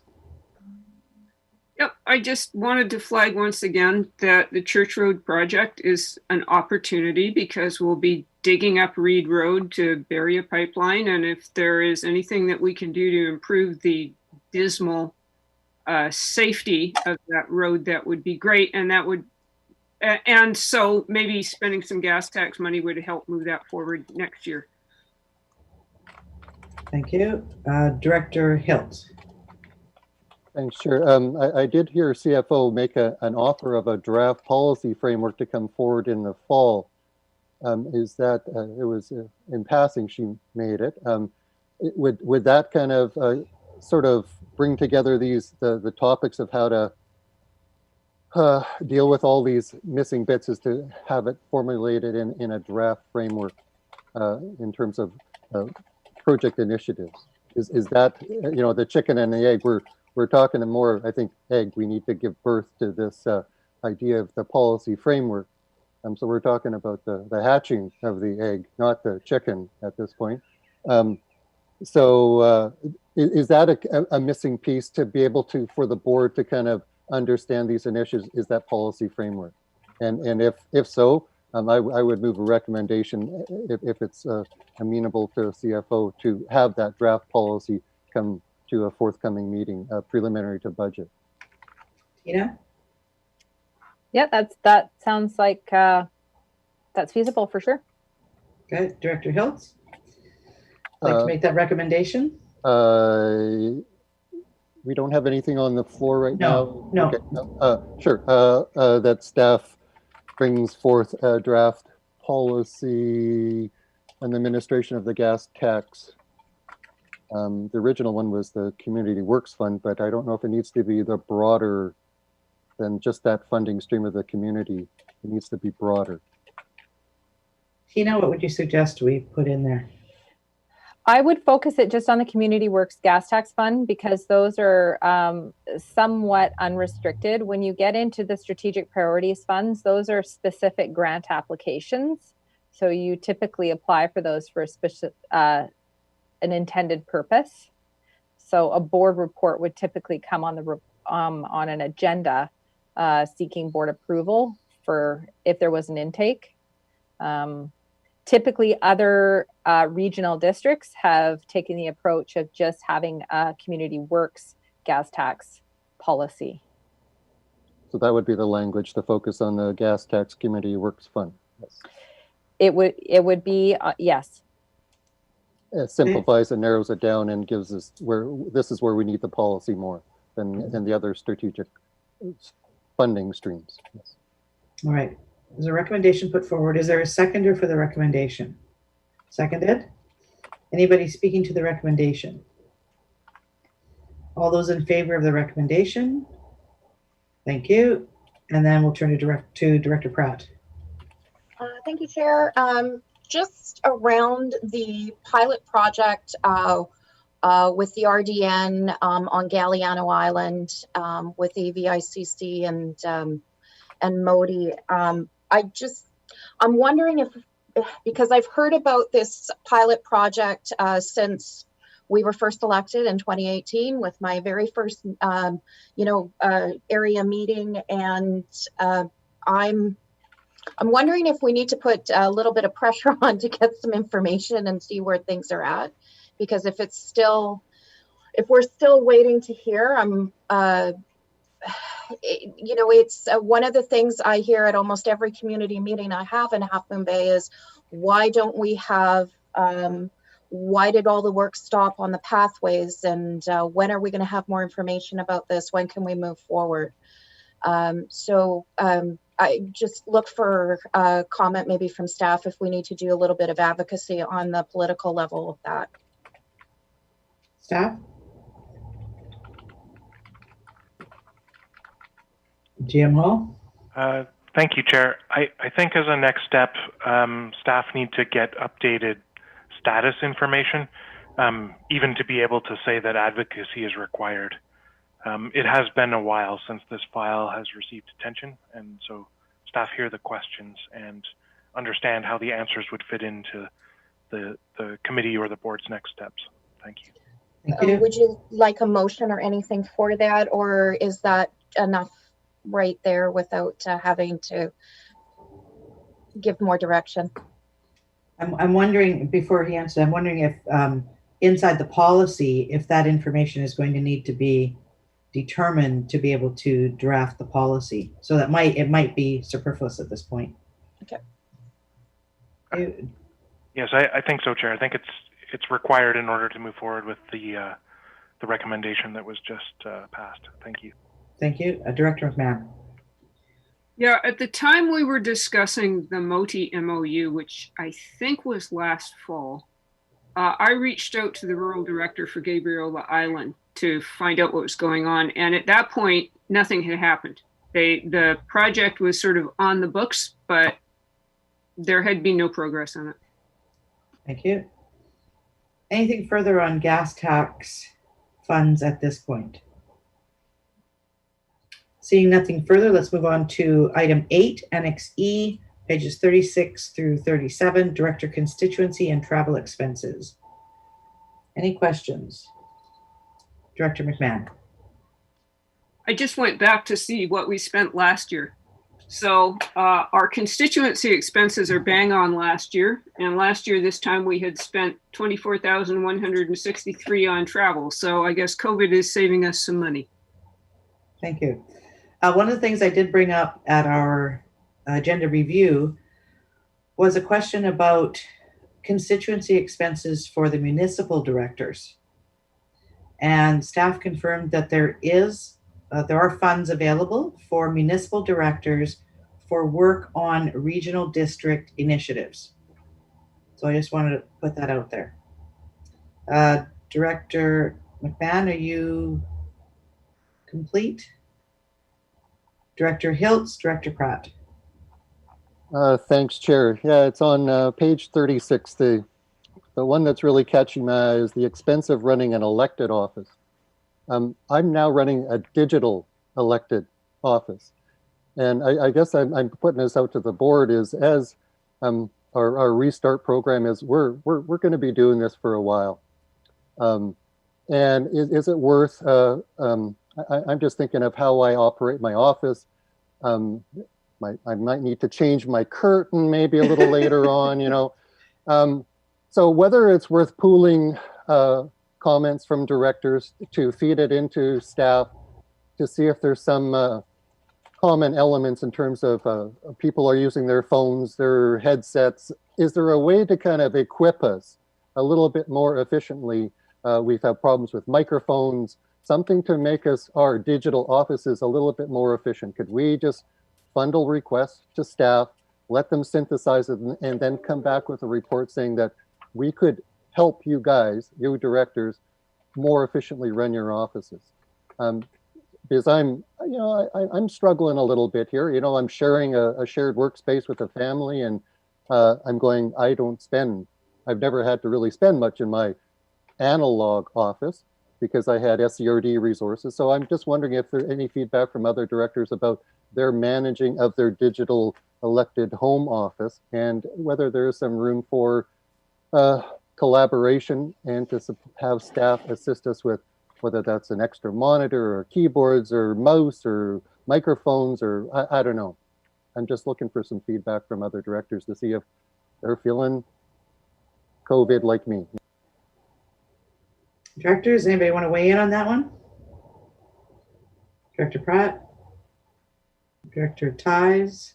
Yeah.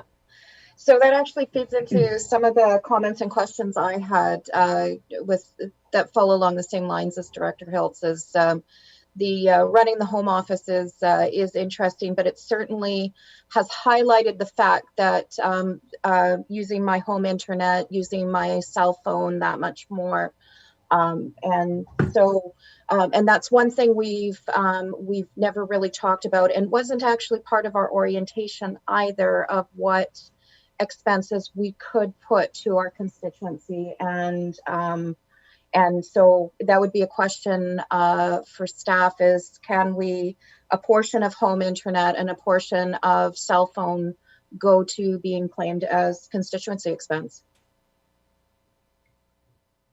So I'd like to suggest something here. This sounds like a good option for a lunch and learn, like we would do in the past, where staff could come and talk about what the constituency expenses can be used for, given the new environment we're in, and perhaps IT could be available to provide information on what technology solutions they would potentially have for us. Does that sound like it would fit the bill? Okay, Director Paul, speaking to that? Yes, I do know that there are COVID funds available for some of these technological wonders that we have to acquire. We just put a whole bunch of headsets through for all our staff, and that qualified, according to one of my accountants, saying that yeah, that does qualify as an expensable item for it. So I think it'd be a decent conversation. Thank you, Director Tice. Yeah, I find certainly that having one device to run the meeting and another device to have the agenda up is certainly a key thing. But that means, I've got a $2,500, $3,000 laptop that I'm using to make my meeting more efficient. And I could certainly see that a portion of it could maybe be expensed, but so yeah, I think it's a good conversation to have, and I'd be happy to move a motion in that regard, or if a motion is needed. Otherwise, we'll just get staff to give us a lunch and learn. Staff, would you like a recommendation to that, Tina? Just to add that staff are looking at, especially the unique circumstances COVID is presenting for all workplaces, and whether or not the Canada Revenue Agency is going to be exploring things like issuing T2200s for staff and elected officials. So most certainly could do a lunch and learn, but just know that staff are keeping apprised with audit firms, CRA, et cetera, on what this development might look like towards the end of the year. Thank you. Director, first of all, then before we go to Director Hiltz, did you want a recommendation on the books to set up a lunch and learn on this, or are you just going to take it away and make it happen? You'd like to, Sherry? Thank you, Chair. I don't think we actually need a resolution. We will make a note to that effect. Thank you. Director Hiltz. So preliminary to the lunch and learn, should we would just forward our issues that we would like covered in the lunch and learn to CAO and let them disperse from there, so we could we'll send CAO McKinley all our kind of issues about our home offices. Thank you. Okay. CAO? Sounds good. And it was just also making me think, as an aside, that the lunch and learn topic list is growing and is becoming very robust, and we look forward to having more of them with you. Thank you. All right, nothing further on this topic. We'll move to the next item, item number 9, first update for 2020, Corporate Administrative Services Department from January through June, Annex F, pages 38 to 47. And we have a number of staff with us. Let's move through this from the beginning. Question, page 38. Director McMahon. Bylaw consolidation. Yay. Bylaw register. Yay. This is great. This is just what we need. Awesome. Thanks so much. All right. Any other questions or comments? Director Hills.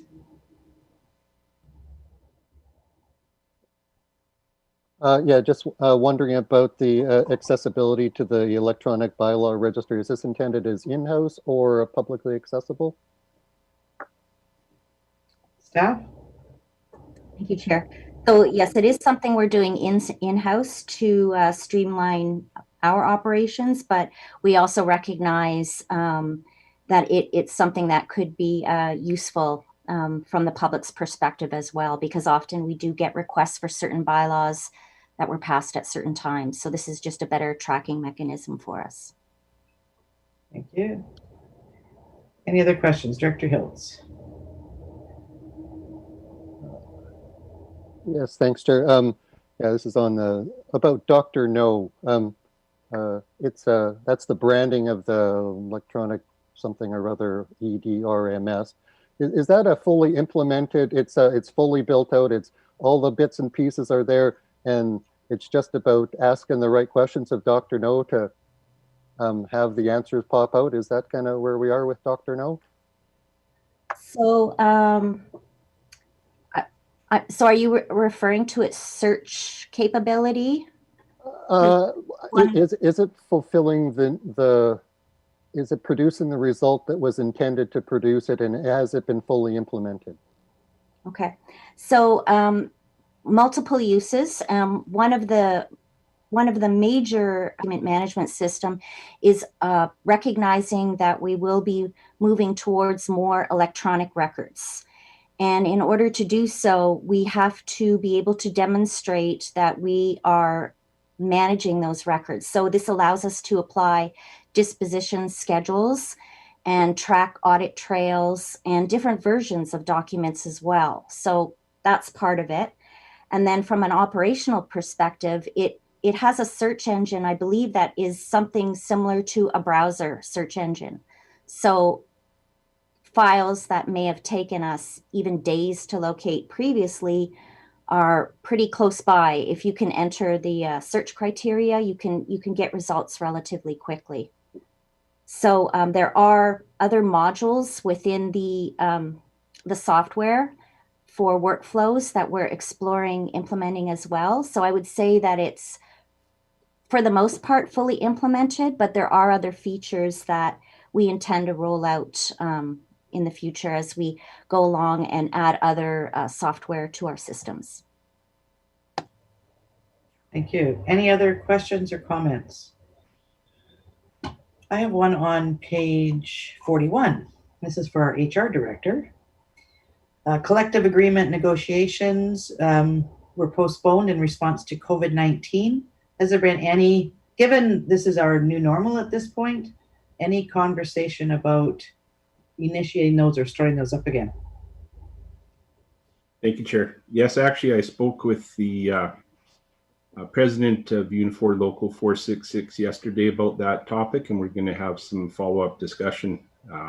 So I'll keep you apprised as further developments arise.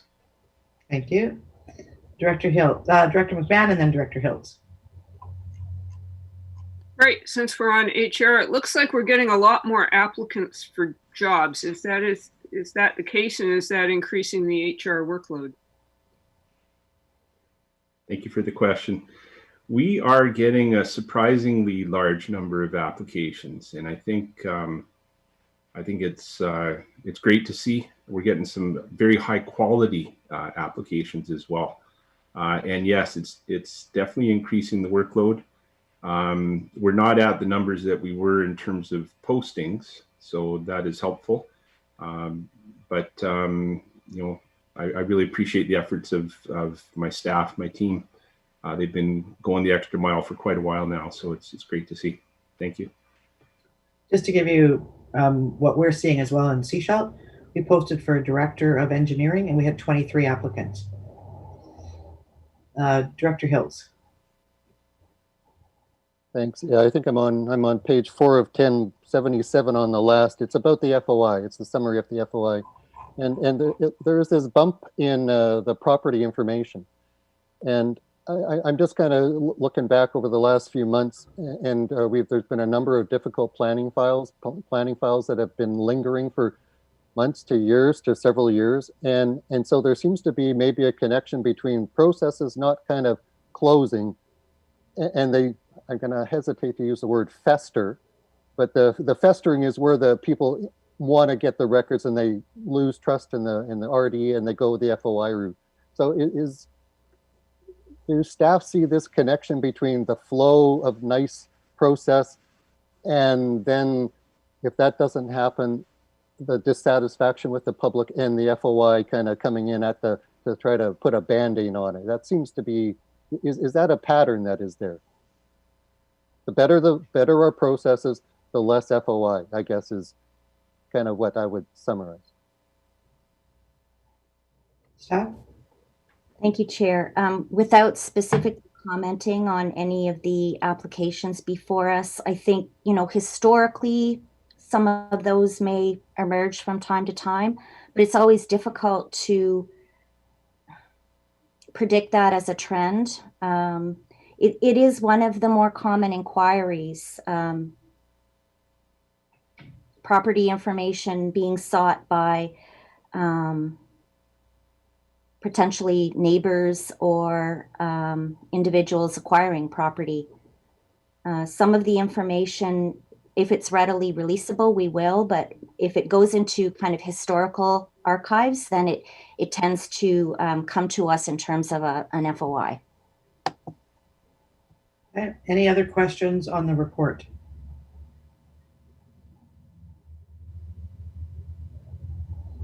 All right. Oh, Director McMahon. Sorry, on page 81. 81? Am I in the right place? I thought there was that because it was the previous agenda. We had this same report on the previous agenda, right? A big jump in accounts receivable invoices. Just curious. It's really, it looks like the load has gone up a whole lot over the last 2 years. Just curious. Staff?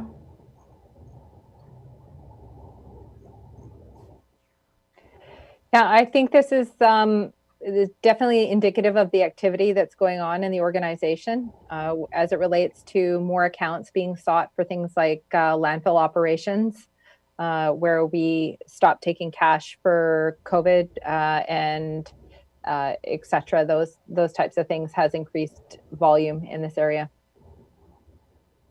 Thank you. Any other questions? All right, next up we have communications. We already received the communications. Anyone would like to address any of them? Director Pratt? Thank you. Regarding the Annex I, the request of letter of support from for RCM SAR, I would like to move that the board authorize the chair to submit a letter of support for RCM SAR and that it be moved to board this afternoon. There's a seconder for that recommendation. Seconded. Any comments, questions? All those in favor? Thank you. Anything else for items 10 or 11, Annex G or Annex H? All right. Let's see. Oh, Director Hills. Yeah, on page 4, was there a request? That's which number are we on? It's the forestry one. That would be at the first letter. Yeah. I thought I saw that they were looking for feedback from the board. If I remember, it was referred to the board, and they were looking for. It says the planning team changes have been incorporated. And was there supposed to be something about the board saying we're okay with this? Is that was like, I'm wondering why I didn't see that in there. All I saw was that they were informing us at this point, and if we wanted additional information, or or had any questions, we could reach out to them. Okay, so there wasn't any specific request. Okay, sorry about that. That's okay.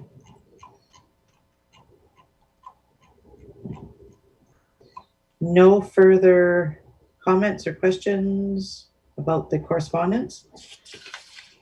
All right, I'd like to call for one more recommendation. This is at the request of staff, that the Corporate Administrative Services Committee recommendations of July 30th be brought forward to the special board meeting this afternoon so that staff can act on them. Moved and seconded. Any questions, comments? All those in favor? Thank you. Any new business? Anything come up this morning that we need to address? No, okay. I'd look for a motion to adjourn. We actually will have about almost 20 minutes, 15 minutes to eat. Seconded, all those in favor? Thank you. So then, any questions from attendees in our gallery? If you would like to ask a question, please raise your hand and staff will unmute your speaker. Sophie and then Connie.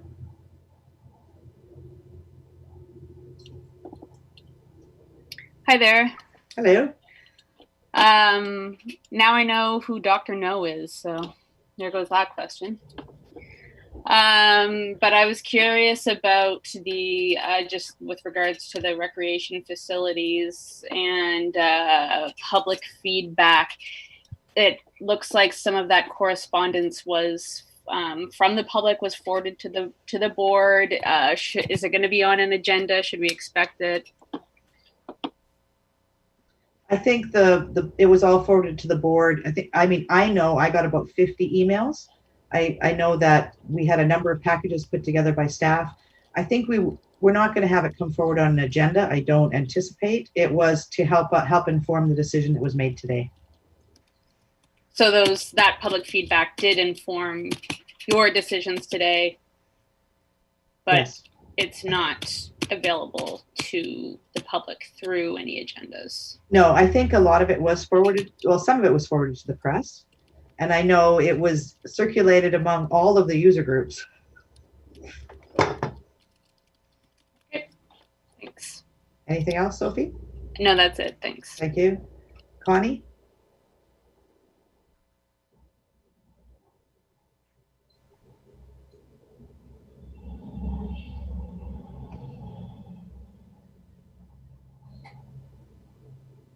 Okay, we have to unmute Connie's microphone.